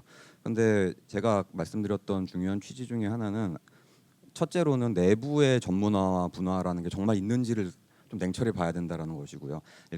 예를 들어서 작은이 아니고 사회학회 내부에 어떤 그룹들이 있다라고 하고 그 안에서 뭐 소학회나 소학술지들이 있다라고 할 때 이 안에서 공통의 작업인 공조를 말하는 것이 아닙니다. 그러니까 함께 이야기해 나가는 것이 있는지, 그러니까 한 명 한 명이 모여서 다 다른 이야기를 하면서 인적으로 사적으로 학벌과 학력과 예를 들면은 뭐 다양한 관계들에 의해서 연결된 사람들이 있는 것이지 이게 지적으로 어느 정도 연결되어 있는지부터 생각을 해야 된다고 보고요. 결국엔 저는 전문화라는 개념은 인문사회과학에서는 그런 데서 찾아야 된다고 생각하는 것인데 객관적으로 사실을 재현할 수 있는 방법을 증명할 수 있는 방법이 없다고 생각하기 때문에 결국에는 그 전문성이라는 것은 공동체 내에서만 있을 수 있다고 생각합니다. 그러니까 그 전문화된 내부 소공동체가 있는지를 일단 생각해 봐야 된다라는 생각을 해보게 되고요. 그런 의미에서 저는 이제 마지막으로 있었던 적이 있느냐, 우리나라 한국에 사회학에 있었던 적이 있느냐, 그런 데 있어서 너무 한쪽에 뭐 아니면 도 아니면 뭐 예스 아니면 완전히 노라는 답을 완전히 내릴 수 있는 게 아니라고 생각하고요. 그러니까 어떤 시기와 시국이 다르고 그 안에서의 어떤 구심력과 원심력 사이의 비율들이 계속 변화하는 관계를 우리가 봐야 되는 문제이지, 뭐 있었는가 없었는가, 우리의 지금 사회학장이 있는가 없는가, 이런 문제는 답변될 수 있는 문제가 아니라고 생각합니다. 그러니까 지금의 조건 하에서 원심력과 구심력이 어떻게 작동하고 있는지를 보고 과거에는 어떠했으며 그게 어떤 요인들에 의해서 어떻게 비율들이 변화해 왔는지를 보는 그런 작업을 같이 해보는 일이 필요하지 않겠나고 생각하고, 그러니까 함께 무엇을 해나갈 것인가를 얘기하는데 합의점을 도출하기 굉장히 어려워 보이고 서로 동기부여가 안 된 이야기만 하기가 쉽기 때문에 결국에는 과거에 대한 이야기부터 차근차근 풀어나가는 방법, 그리고 사실 오늘은 말씀을 못 드렸습니다만 뭐 제가 관심이 있어서 그렇습니다만 결국에는 서로 엮어줄 수 있는 이론적인 관심을 조금 더 많이 가지기, 그렇게 해서 공통분모를 찾아가는 일을 결국에는 우리가 반사실적으로 어떤 학술 공동체는 이래야 된다는 것을 부정할 수 없는 어떤 마지막 토대가 있다면 그곳을 향해서 나가기 위한 노력들은 어쨌건 실현 가능성과 관계없이 마지막까지 해야 되는 일이 아닐까라는 생각 해봅니다.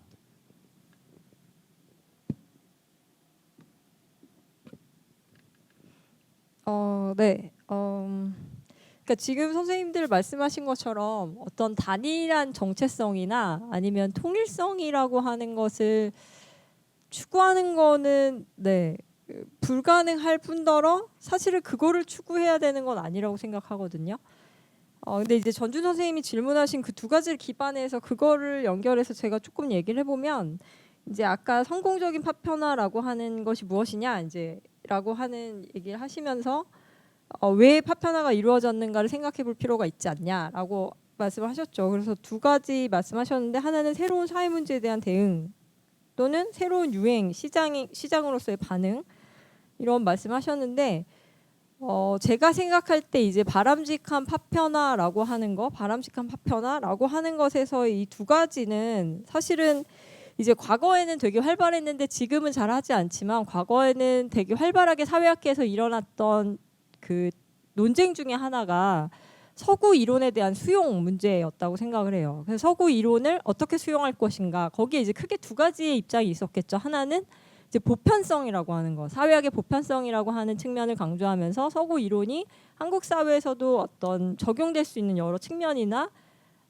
그 사회학이 갖고 있는 보편성을 강화시키는 측면이 있다라고 보는 쪽이 하나 있었을 거고, 또 하나는 이제 토착화라고 하는 측면에서 한국 사회가 갖고 있는 특수성, 그래서 서구 이론이 한국 사회에 그대로 적용될 수 없기 때문에 한국 사회가 갖고 있는 특수성이 더 강조되어야 된다, 이제 이런 뭐 논쟁이 있었겠죠. 그 다음에 또 다른 하나는 한국 사회에 일어나는 현실 문제들, 굉장히 다양한 사회 문제들이 지금 있는데 이 사회 문제들에 대해서 사회학이 어떻게 무엇을 할 수 있는가에 대한 어떤 입장의 차이가 있을 수 있다고 생각해요. 그러니까 제도상의 차이나 아니면 어떤 사회 운동적 측면에서의 차이나 이런 거에 대해서 견해가 있을 수 있다고 생각하는데, 이런 두 가지가 사실은 제가 생각하는 파편화라고 하는 것에서의 여기서 어떤 새로운 이론이나 개념을 창출하거나 아니면 어떤 새로운 실천 전략을 얘기하거나 이제 이런 것들이 파편화의 어떤 방향성이 될 수 있는 거겠죠. 그래서 이 두 가지 측면이 사실은 사회학 내부에서 필요하다고 생각을 하는데, 이런 논의가 필요하다고 생각하는데, 이제 문제는 둘 다 안 하고 있다는 거죠. 그러니까 이론적 측면에 이시훈 선생님 강조하신 그 이론에 대한 어떤 이론적 측면에 대한 논쟁도 없고, 그다음에 또 하나는 지금 굉장히 여러 가지 문제를 안고 있는 한국 사회 현실에 대한 논쟁이나 논의도 없다는 거죠. 그래서 거기서 제가 추구하는 파편화의 최소한의 우리가 같이 지향할 수 있는 지향점을 이제 비판적 지식이라고 저는 규정을 한 거고요. 비판적 지식을 만들어내려면 당연히 현실에 대해서 논의해야 되고 이 현실에서 무엇이 필요한가, 그러니까 사회학자로서 할 수 있는 것이 무엇인가를 얘기하다 보면 당연히 사회학이 처한 현실과 그다음에 우리 안에서의 어떤 지식의 어떤 방향성 또는 어떤 지식의 어떤 특성 이런 것들을 같이 얘기할 수밖에 없다고 생각을 합니다.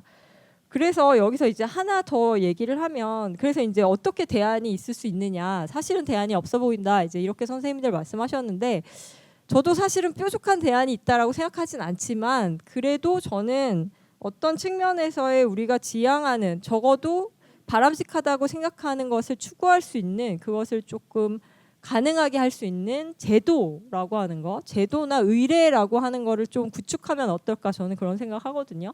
그래서 조금 현실적인 제도나 의례를 구축할 수 있다면 그게 뭐 아주 그걸 해결하지는 못한다고 하더라도 그것을 조금 현실화하는 가능성을 우리가 좀 엿볼 수 있지 않을까 저는 그렇게 생각을 하고 있습니다. 네.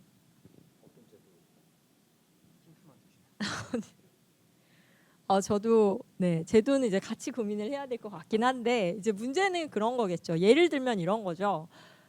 우리가 사회에 되게 다양한 문제가 있어요. 되게 청년 문제, 뭐 되게 심각해. 그럼 그거에 대해서 우리가 술자리에선 계속 이야기할 수 있는데 서로 전공 영역이 다르고 심지어 이제 사회학 바깥에 있는 어떤 학자분과 똑같이 이제 청년 문제를 논의했을 때 그 논의한 것이 어떤 지식의 생산 또는 실천의 어떤 전략으로 이어지지 못한다라고 했을 때 그러면 왜 이어지지 못하냐를 생각해 보면 사실은 그걸 논의해도 그것을 뭔가 지식 생산으로 이어낼 수 있는 장이 사실은 부재하다는 생각이 들거든요. 그래서 그 장을 만들어낼 수 있는 제도가 필요한 것 같아요. 근데 이제 지금의 이제 앞에서도 말씀하셨지만, 그러니까 학진 체제라고 하는 것에서 자기가 실적을 이렇게 쌓아야 되는 상황에서는 사실은 실적에 상관없는 글을 생산하거나 그런 논의를 만들어내는 것 자체가 굉장히 소모적, 부담스럽게 느껴질 수밖에 없는 거죠. 학자들 사이에서는. 근데 이제 그게 어떤 생산성 있는 지식으로 인정받을 수 있는 제도가 있다면 당연히 저는 지금보다는 훨씬 더 많은 학자들이 그런 현실적인 문제 고민하고 서로 이야기하고 그런 실천적 지식들을 생산해낼 수 있을 거라고 생각을 하거든요. 그래서 그런 어떤 제도, 그것이 어떤 지식의 생산으로 이어질 수 있는 제도라고 하는 걸 구축해내는 거, 뭐 그걸 위해서 뭐 뭔가를 해야 될까라고 했을 때는 학계에서 해야 될 게 있을 거고 학계 바깥에서도 해야 될 게 있을 것 같습니다. 근데 그런 걸 조금 현실적으로 더 고민하고 생각해보는 게 좀 필요하지 않을까 그런 생각이 듭니다. 네. 예, 지금 이제 여러 가지 말씀을 하셨는데 그 제도, 장치 또는 뭐 조직 뭐 이런 것들이죠, 그죠?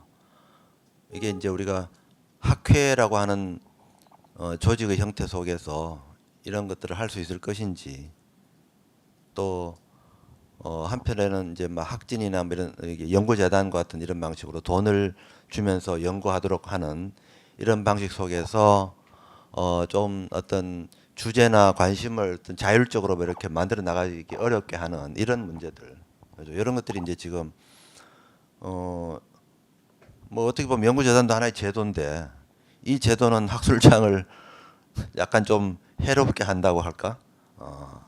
그렇게 만드는 또 제도이기도 한데 그러면 거기에 맞서서 우리 학회 같은 데서 그러면 뭔가 다른 어떤 제도를 만들 수 있을까? 여러 가지 자원은 좀 부족하고 뭐 이런 어떤 고민들이 있을 것 같습니다. 그래서 이제 뭐 이게 관심 영역은 아주 다양해지고 있는데 어떻게 보면은 전체 학술장도 있지만 또 하위 학술장들이 있는 거예요. 예를 들어 막 청년 여기 뭐 여성도 환경도 관심 있고 뭐 이런 등등 전통적으로 노동, 산업 뭐 이런 게 이제 다 나누어져 왔는데 우리가 사실 뭐 사회학자들의 어떤 인적인 어떤 이 뭡니까 자원이라고 할까? 그 수적으로 보면 이게 사실 그렇게 많지는 않죠. 모여서 얘기하자, 모여라. 청년 문제 뭐 2명, 3명 와가지고 이제 얘기해보자. 뭐 이렇게 되면은 이게 사실 우리가 기대하기 어렵잖아요. 그게 제가 보기에는 그것도 중요한 한 가지 이제 어려움인 것 같습니다. 지금 학교가 사회학과가 자꾸 없어지고 뭐 이거 어떻게 해야 되냐 지금 이런 것이 또 현실적인 문제인데 그래서 한편으로 이제 우리가 자리를 잡고 연구할 수 있는 기반을 가지고 있어야 되는 쉽게 얘기하면 좀 먹고 살면서 뭘 해야 되는 이런 상황인데 이제 그 여러 가지 어려움이 있는 것 같습니다. 그래서 앞에 전준 선생님은 이제 파편화의 동기가 무엇이냐라고 하는 질문을 통해서 이제 얘기를 하셨는데 그렇다면은 반대로 연계와 소통의 동기는 있는가?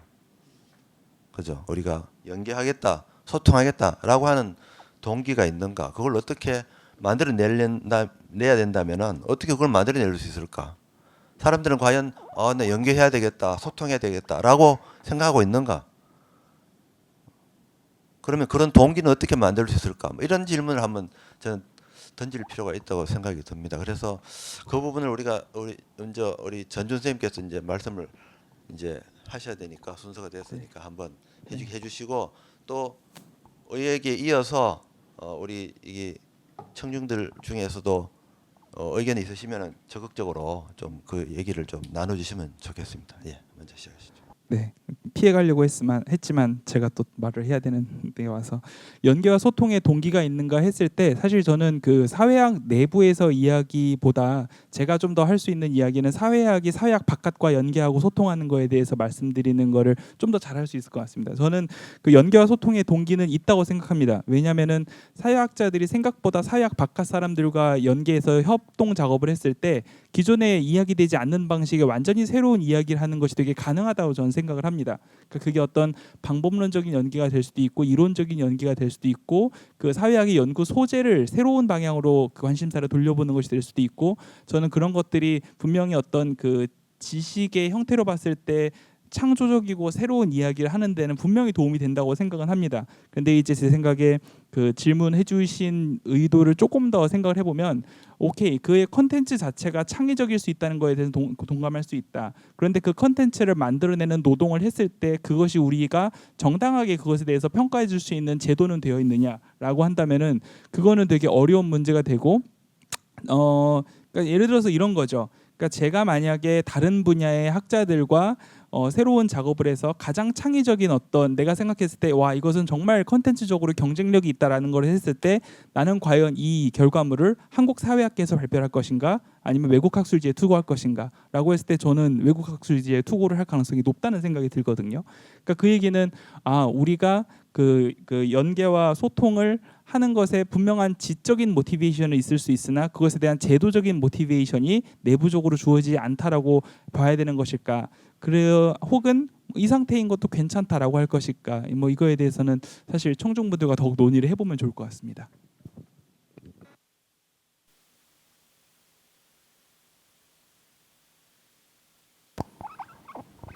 지금 우리 사회학 회장님께서 어디 가셨습니까? 우리 사회학회를 이끌어 가셔야 될 회장님이 발언을 좀 해주시면 좋을 것 같은데 안 계셔서 그러면은 또 우리 사회학회를 이끌어 가실 우리 신진욱 선생님께서 한번 좀 좀 더 듣고 그러면 어디 지주영 선생님 마이크를 좀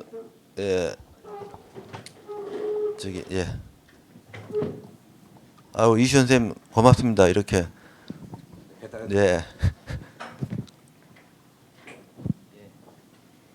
예, 토론 잘 들었습니다. 예, 들으니까 이제 결국은 이제 네 분이 말씀하시는 거 보니까 결국은 이제 얘기가 모아지는 것 같습니다. 제가 보기에는 그러니까 이제 제 사회학이라는 게 사실은 사회가 뭔지에 대해서 예, 사회라는 것이 이제 사회가 무엇인지가 사실 합의가 안 되잖아요. 그래서 사회 유명론이라는 것도 있고, 근데 뭐 사회가 실제하든 진짜 이름에 불과하든가에 상관없이 이 사회학자들은 그냥 사회라는 걸 이름으로 공유하고 있을 뿐이지 실체로 왔다가 우리가 똑같은 실체가 있다고 생각하고 있지 않기 때문에 그 최민석 선생님 말씀대로 이제 상상의 공동체가 맞고요. 근데 이제 상상의 공동체가 이제 맞긴 한데 그 상상을 해야지 공동체가 되는 거죠 일단은. 근데 이제 상상조차도 안 하면은 공동체가 되지가 않고 상상의 공동체라는 건 이게 허구라는 게 아니라 베네딕트 앤더슨이 강조한 건 허구라는 데 강점이 있는 게 거기 이제 방점이 있는 게 아니라 상상돼야만 공동체가 된다는 것입니다. 그러니까 이제 상상이 되게 중요한데 그러면 이제 상상이라는 건 어떻게 되느냐? 그러니까 이거 이름에 불과한 것에 어떤 내용을 집어넣는 진짜로 상상. 그것이 뭐냐면 이제 뭐 이시훈 선생님이 했다 이제 많이 이제 방법론으로 활용한 부르디에가 얘기하는 상징 투쟁 같은 것들 또는 뭐 전략 같은 것들. 그러니까 이 사회학의 장을 어떻게 하면 이제 구조할 것인가 자기가 원하는 방식으로 이런 어떤 이제 전략 같은 것들이 있어서 그런 것들이 이제 만들어질 수 있는데 이제 문제가 생각해 보면은 이 사회학 일반도 그렇고 특히 이제 한국 사회학은 더 그런 것 같은데 그러려면은 일단은 그 투쟁을 할 만한 어떤 유인 구조가 있어야 되잖아요.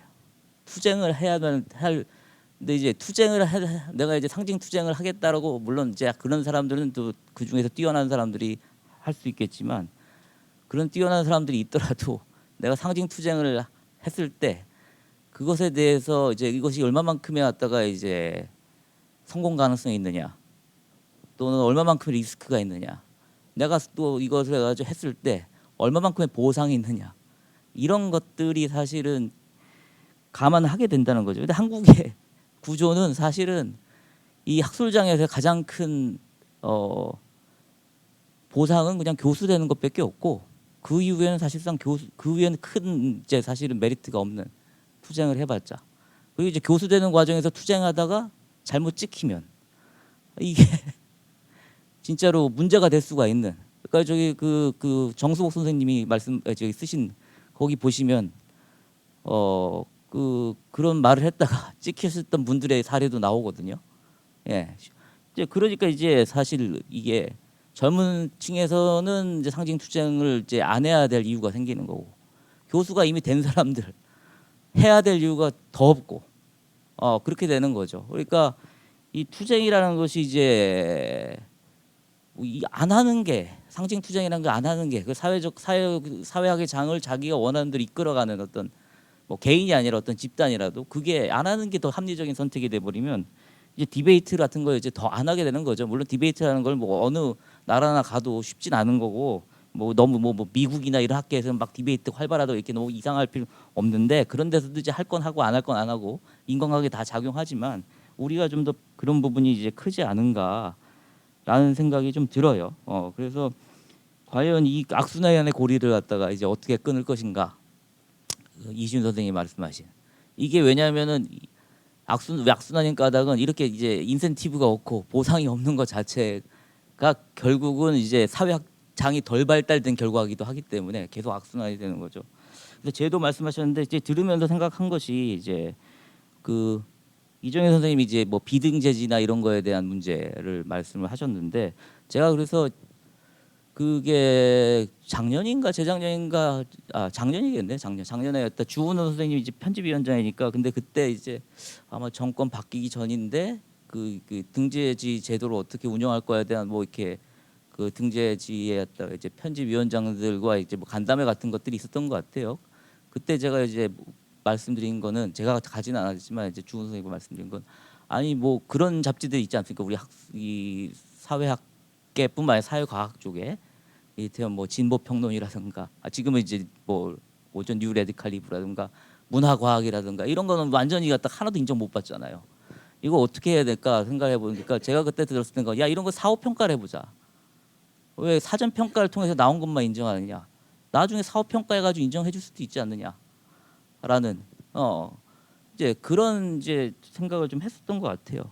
그리고 이게 가능할지 모르겠는데 예전에 서강대학교 사회학 연구소에서 나오는 이제 사회과학 연구에서 북디베이트라는 거 한번 해보자 했는데 사실은 하나도 되질 않았지만 그 이제 학술지 차원에서 그런 거고 학회 차원에서는 우리 학회에서 어떤 책들이 나왔을 때 그냥 단순히 토론이 아니라 진짜 북디베이트로 디베이트의 형식을 띠고서 어떤 그런 행사를 조직할 수도 있을 것 같고요.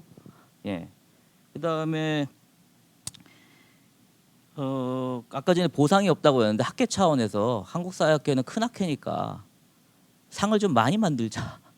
분과별로. 그러니까 미국 사회학회 같은 경우는 분과별로 상들이 다 있잖아요. 예?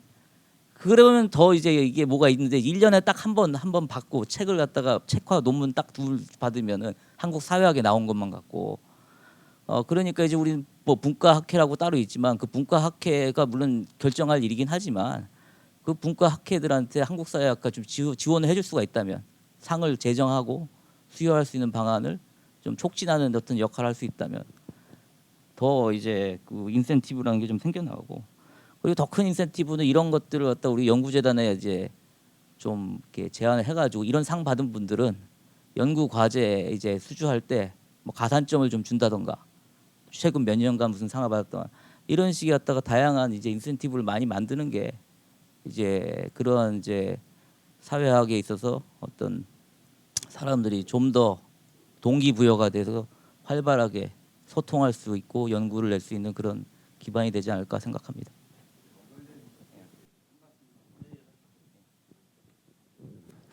가슴 속에 품고 있던 꺼내지 않으려고 했던 그냥 혼자만의 망상이 있는데요.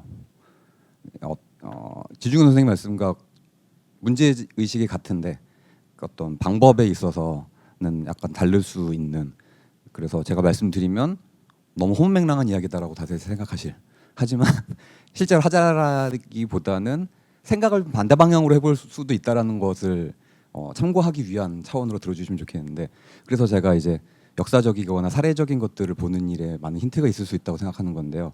예를 들면은 그런 제도들이 계속 개량되어 올 때 이 제도가 무조건 악이라고만 보는 것은 좀 문제가 있다고 생각합니다. 연구재단 시스템 같은 것도 정말 나쁘게 말씀드리면 예전에 공부를 너무 안 했을 때 억지로 하게 만든 그런 측면이 분명히 있고, 예를 들어서 연구재단에서 프로젝트를 공고를 한다든지 평가를 한다든지 할 때 물론 굉장히 나쁜 요소들이 많이 기회돼 있지만 그 안에는 선의를 가진 교수나 학자들이 참여해서 조금 더 좋게 바꿔보려는 노력들도 계속 하는데, 지금 한국의 상황은 내부에 그게 없기 때문에, 담론이나 어떤 유인책이 없기 때문에 그럼 많은 고민들이 다 나쁜 방향으로 전화돼 버리는 상황이라는 생각이 듭니다.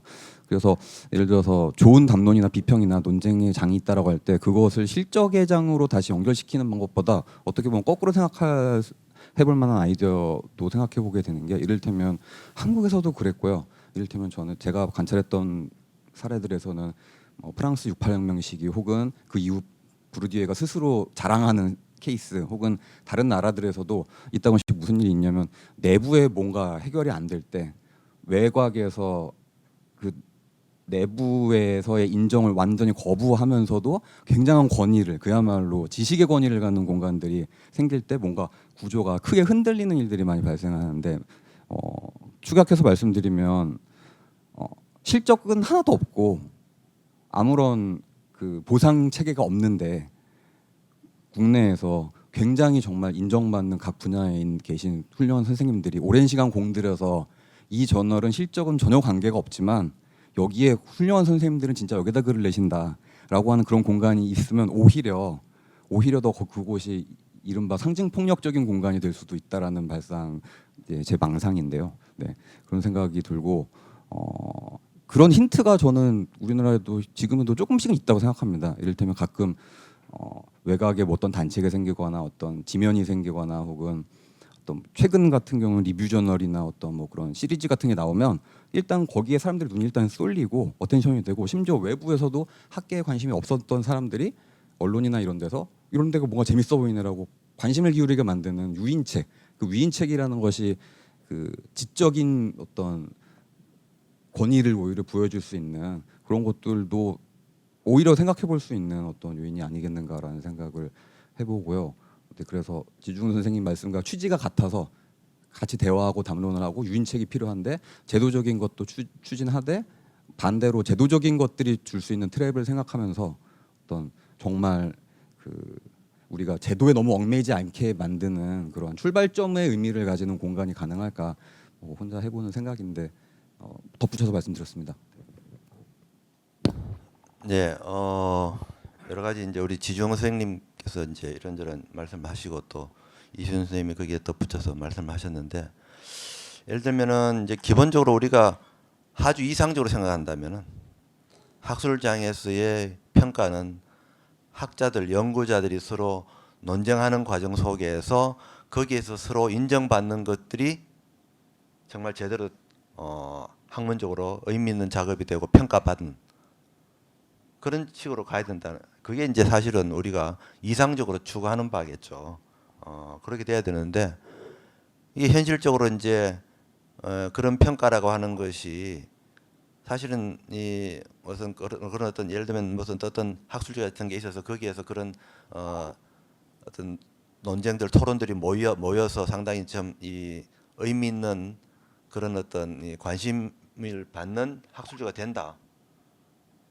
어떤 그렇게 됐을 경우에 그걸 통해서 어떤 지적인 권위를 인정받는다. 뭐 지금 그런 모델이신데 이제 그게 항상 그렇게 되기가 쉽지 않은 그런 문제들이 있죠. 이게 우리가 사회학적인 질문을 던지는데 항상 뭔가 멋있는 질문, 관심을 받을 수 있는 질문을 늘 던질 수는 없잖아요, 사실.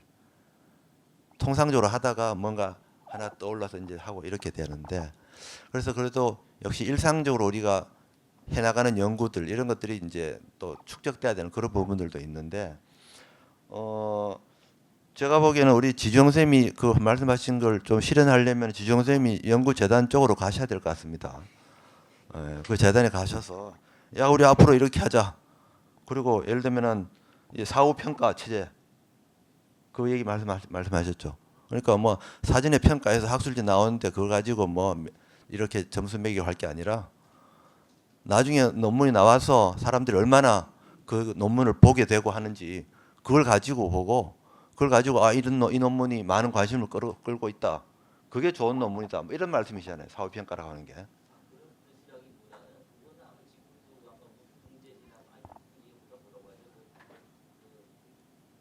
뭐 팩터 뭐 이런 예, 계통으로 예. 갖다가 하고 있는데 그런 네. 거 말고 이렇게 비등재지인 경우라도 이제 거기 실린 논문이 꼭 반드시 수준이 낮은 것이 아닌데 인정을 전혀 못 받잖아요. 예. 예, 아니 그러니까 제 말씀은 제 얘기도 이제 사후에 그걸 갖다가 이제 학술지를 학술지를 평가하자는 거예요. 학술지를- 학술지의 논문들이나 이런 것들을 예, 그렇죠. 평가할 수 있게 하도록 하잖아요. 예. 지금 학술지에 대해서 말씀하셨고 저는 이제 학술지를 넘어서 아예 그 개별 논문들 수준을 얘기하는 것도 특정 학술지에 있어서 어떤 이게 좋은 논문이다 이게 아니라 저는 뭐 이거 임팩트 팩터도 말씀하셨지만 결국은 뭐 그게 그 얘기인데 많은 사람들이 이걸 막 내려받아서 보고 하는 이런 것이 나중에 인정받도록 하는 그런 식으로 가자는 말씀이시고, 그래서 어떻게 보면 주어진 정해진 학술지가 아닌 그 외부의 어떤 다양한 어떤 소통의 이 장들이 만들어질 수 있게 돼야 된다. 그런 이제 말씀이신 것 같습니다. 그래서 그게 말하자면 하나의 외부 제도적인 차원에서 그렇고, 그럼 다른 문제는 또 우리가 학회에서 그러면 뭘 할 수 있느냐? 학회에서 우리 어제 뭐 우리가 늦게까지 술 마시고 하면서 우리가 참 이 관계가 2차적 관계와 1차적 관계가 전통적으로 우리 사회학에서 하는 얘기인데, 그죠? 우리 조원조 선생님이 그걸 강조하셨잖아요. 그 우리 관계가 좀 더 이게 기본적으로 술 마시면서 뭔가 좀 뭘 해야 된다 이런 말씀하셨는데, 아니 술이 취하셨나 보네요. 예. 그래서 이제 사실은 이제 이게 학술장이라고 하는 것이 기본적으로는 어떻게 보면 2차적 관계죠. 2차적 관계에서 그야말로 학술적인 논의를 위해서 만난 사람들인데, 그런데 이것이 소통이라고 하는 것은 단지 그야말로 아주 그냥 이 뭡니까 무미건조한 학술적인 대화만으로 이렇게 이루어지는 이런 장으로 유지되기 어렵고, 또 그렇게 되는 것이 또 항상 좋은 결과를 난다고 말하기도 어렵기 때문에 사실은 이 두 가지가 어떻게 보면 서로 합쳐져야 되는데, 한편으로는 그런 부분이 있고 다른 한편으로는 제가 봐서는 토론 형식도 지금 여기는 지금 그냥 한 가지 주제를 가지고 좀 거의 장시간을 얘기를 할 수 있잖아요. 근데 다른 토론들은 사실은 그냥 뭐 몇 분, 10분, 20분 발표하고 다음에 한 10분 이내에 토론하고 끝나고 이런 경우들이 많죠. 저는 이제 그런 형식, 이게 우리 학회가 토론하는 발표하고 토론하는 형식, 이것도 좀 바뀔 필요가 있다. 아니면은 뭐 이렇게 가더라도 아니면 뭔가 좀 더 깊이 있게 장시간 특정 주제를 가지고 좀 정말 끝장 토론을 해볼 수 있는 그런 기회들이 오히려 좀 더 많이 만들어지는 게 좋을 것 같고 아마 뭐 지금 여러 가지로 시도를 하고 있고 학회마다 그렇게 하고 있는 것 같습니다. 그래서 어쨌든 그런 제도들이 좀 만들어지면 좋을 것 같은데 이 부분에 대해서 우리 좀 고민을 가지고 계신 분이 있으시면은 좀 말씀을 좀 해주시면 좋을 것 같습니다. 뭐 어떻게 우리가 서로 소통할 수 있고 할 수 있는 동기를 만들어낼 것인가.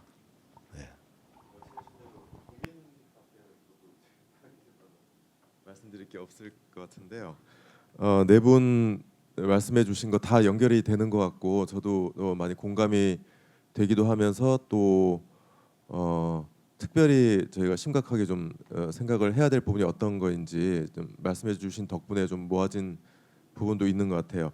그 파편화 이렇게 얘기를 할 때 여러 의미의 파편화가 있을 수 있고 또 말씀들을 해주셨는데 아까 이시훈 선생님 여기 글에서도 지적을 해주셨던 저도 이제 평상시에 가장 좀 저변에 있는 근본적인 파편화의 문제라고 생각을 했던 부분이 실적주의 말씀을 해주셨고 실적 또 경쟁 평가 또 이렇게 서열화된 평가이지 않습니까? 일렬로 세워서 거기에서 오는 연구와 학자들의 어떤 그 굉장히 지금 극단으로 치닫고 있는 개인화 경향이 있다는 생각이 들어요. 그래서 예를 들면 저희가 누가 굉장히 뭐 다들 쓰는 표현으로 프로덕티브하다, 뭐 이번에 뭐 어디서 뭐가 됐다, 뭐 이런 얘기는 하지만 뭘 프로듀스 했는지는 얘기를 안 하거든요. 네, 그러니까 논문 그 사람 몇 편 쓴다는 얘기해도 무슨 연구를 했는지는 얘기를 안 하잖아요.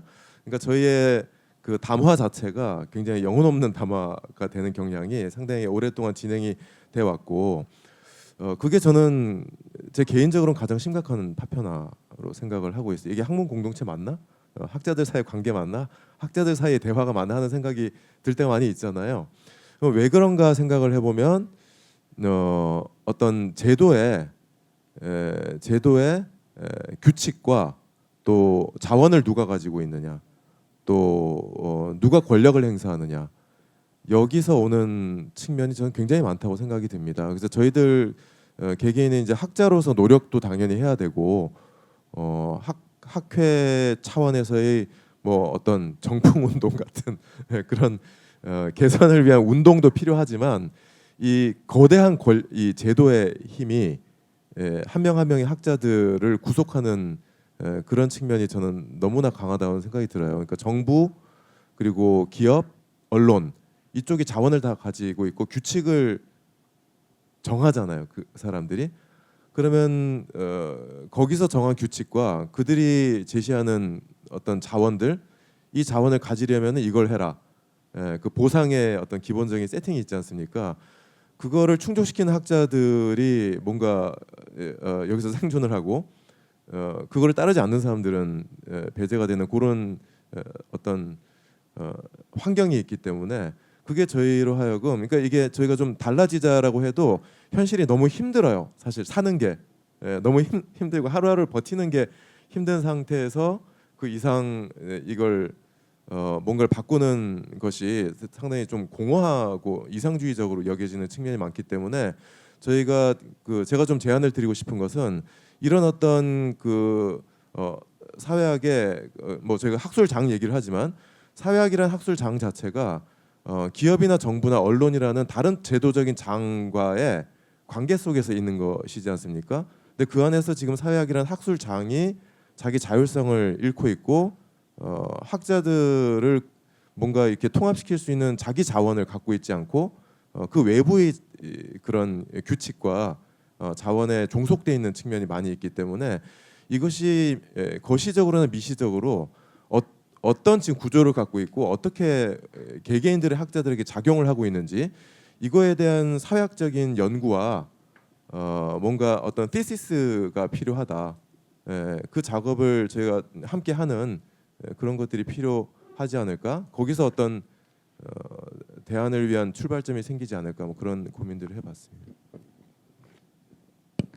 제가 그 짧게 답변을 또 드려 보면은 그러니까 사실 그 말씀해주신 정확히 그런 주제로 그 제가 연구를 했던 적이 있어가지고, 그러니까 저 같은 경우는 미국에 있는 자연과학을 하는 사람들의 케이스였는데 정확하게 드러났던 것이 그런 식의 외부적인 규칙들이 있을 때 그거를 받아들이지 못하는 사람들을 패배자로 규정하는 것이 내재화가 되어 있는 것이 현재 학문장에서의 생산되는 그 학자들의 자세였던 것으로 저는 봤거든요.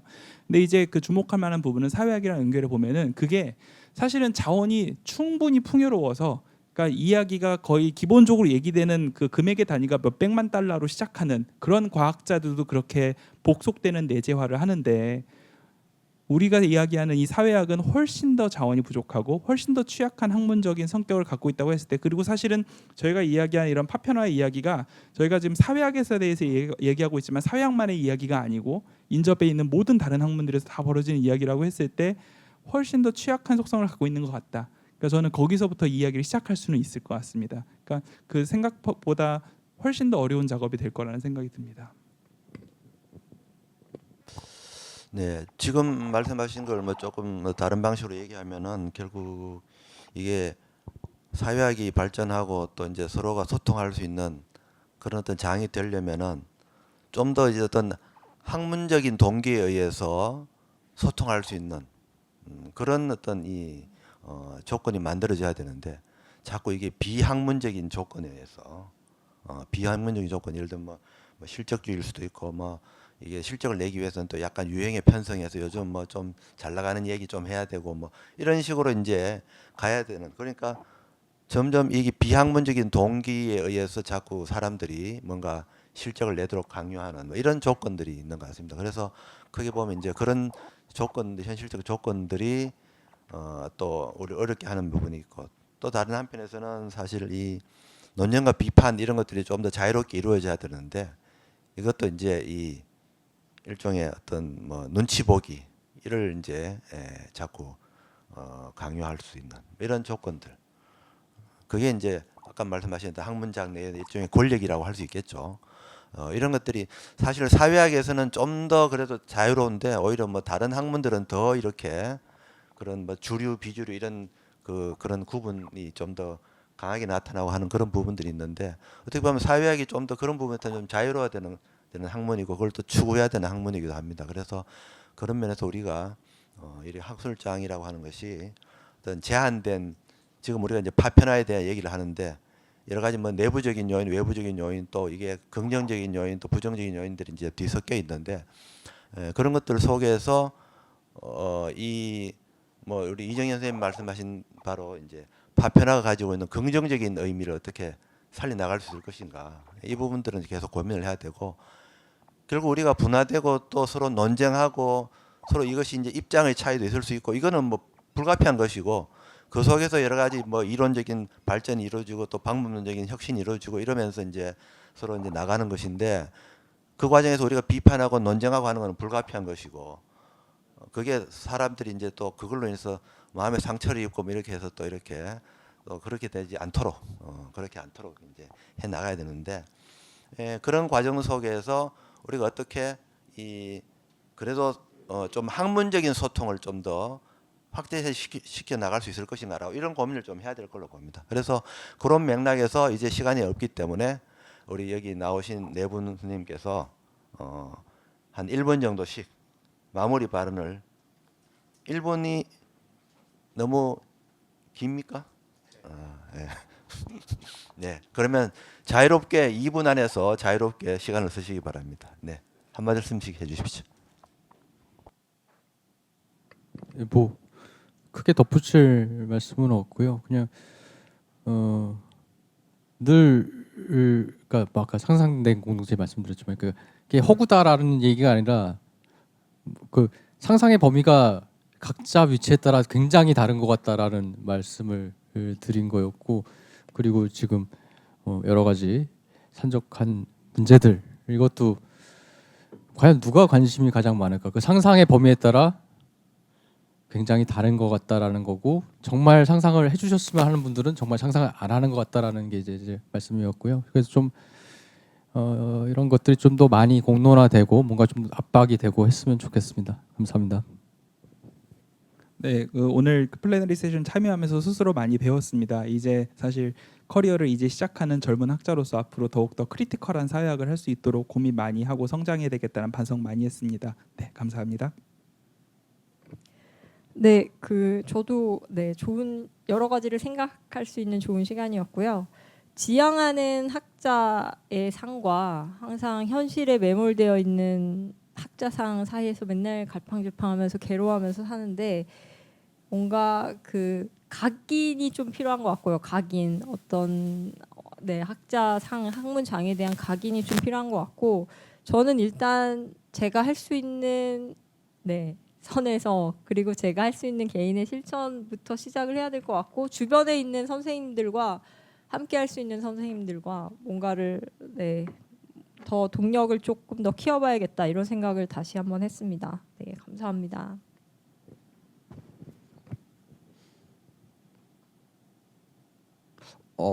그러니까 사회학회에서도 계속 이런 고민을 계속 했던 것 같은데 어느 정도 지속력과 후속적인 것들로 연결이 되어 왔는지 좀 궁금한 점이 있습니다. 그러니까 자리가 열리고 같이 고민하고 끝나는 일이 많았던 게 아닌가, 정확하진 않지만 그런 분위기가 있었던 거 아닌가라고 생각을 해보게 되고요.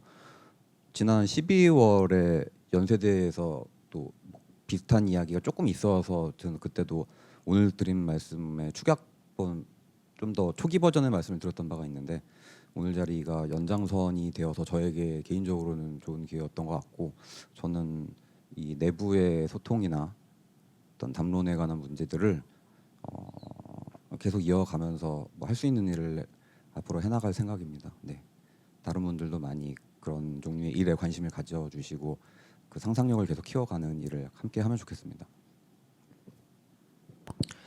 네네. 학술장 앞으로 어떻게 이 지금 한 얘기들을 모아서 그 의미를 계속 살려나갈 수 있는 그런 어떤 방안을 찾아야 된다 이런 말씀을 하셨는데 여기에 대한 좀 대답이 될 수 있으려면 우리 사회학회 회장님께서 한 말씀을 하셔야 될 것 같습니다. 이게 어떻게 우리가 파편화만 시켜놓고 어떻게 마무리가 안 되면 안 되기 때문에 회장님께서 한 말씀 좀 부탁드립니다. 마무리 말씀. 예, 저 사회학회장 설동훈입니다. 늘 유사한 이야기만 이시훈 선생님 말씀하셨죠. 작년 12월에 했는데 뭔 반응이 있느냐. 그래서 올해는 3번 하려고 그럽니다. 이번에도 하고 8월에도 하고 그다음에 어제 오늘 파편 우리 플래너리 세션 2세션 했지 않습니까? 정태숙 교수님한테 뉴스레터에 좀 정리해 달라고요. 어떤 이야기가 왔는지. 그다음에 올해 이 플래너리 세션 기획은 우리 연구 이사님들이 합니다. 지주영 이사님, 조은주 이사님 등등 우리 연구팀에서 하니까 저분들이 저보다 훨씬 낫습니다. 그러니까 하여튼 올해 뭔가 뽕을 한번 뽑아보죠. 그다음에 연구재단 체제는 어제 말씀드렸습니다만은 한 4, 5년 전인가요? 누군가가 저를 꼬셨습니다. 너가 들어가서 연구재단에 들어가서 한번 바꿔봐라라고 했는데 이른바 학진 체제의 문제점 이렇게 쫙 썼거든요. 안 뽑더라고요. 사회과학 단장인데 사회과학 단장을 그렇게 뽑았다가는 연구재단 이사장도 하기 힘든 이야기들을 하고 있었어요. 이를테면 SSK 같으면 처음에 설계할 때는 양적인 평가를 지양한다라고 했습니다. 어떻게 한다라고 하냐면 논문 한 편이 가령 질적인 평가를 이게 10점이면 10점, 1점짜리 10개를 쓰더라도 1점. 으로 했는데 그렇게 하면 나중에 이게 관리가 안 된다라고 해서 바뀌는데 우리는 2년을 하더라도 굉장히 좋은 논문을 쓰는 게 맞지 않느냐라고 당시에 처음에 SSK 했을 때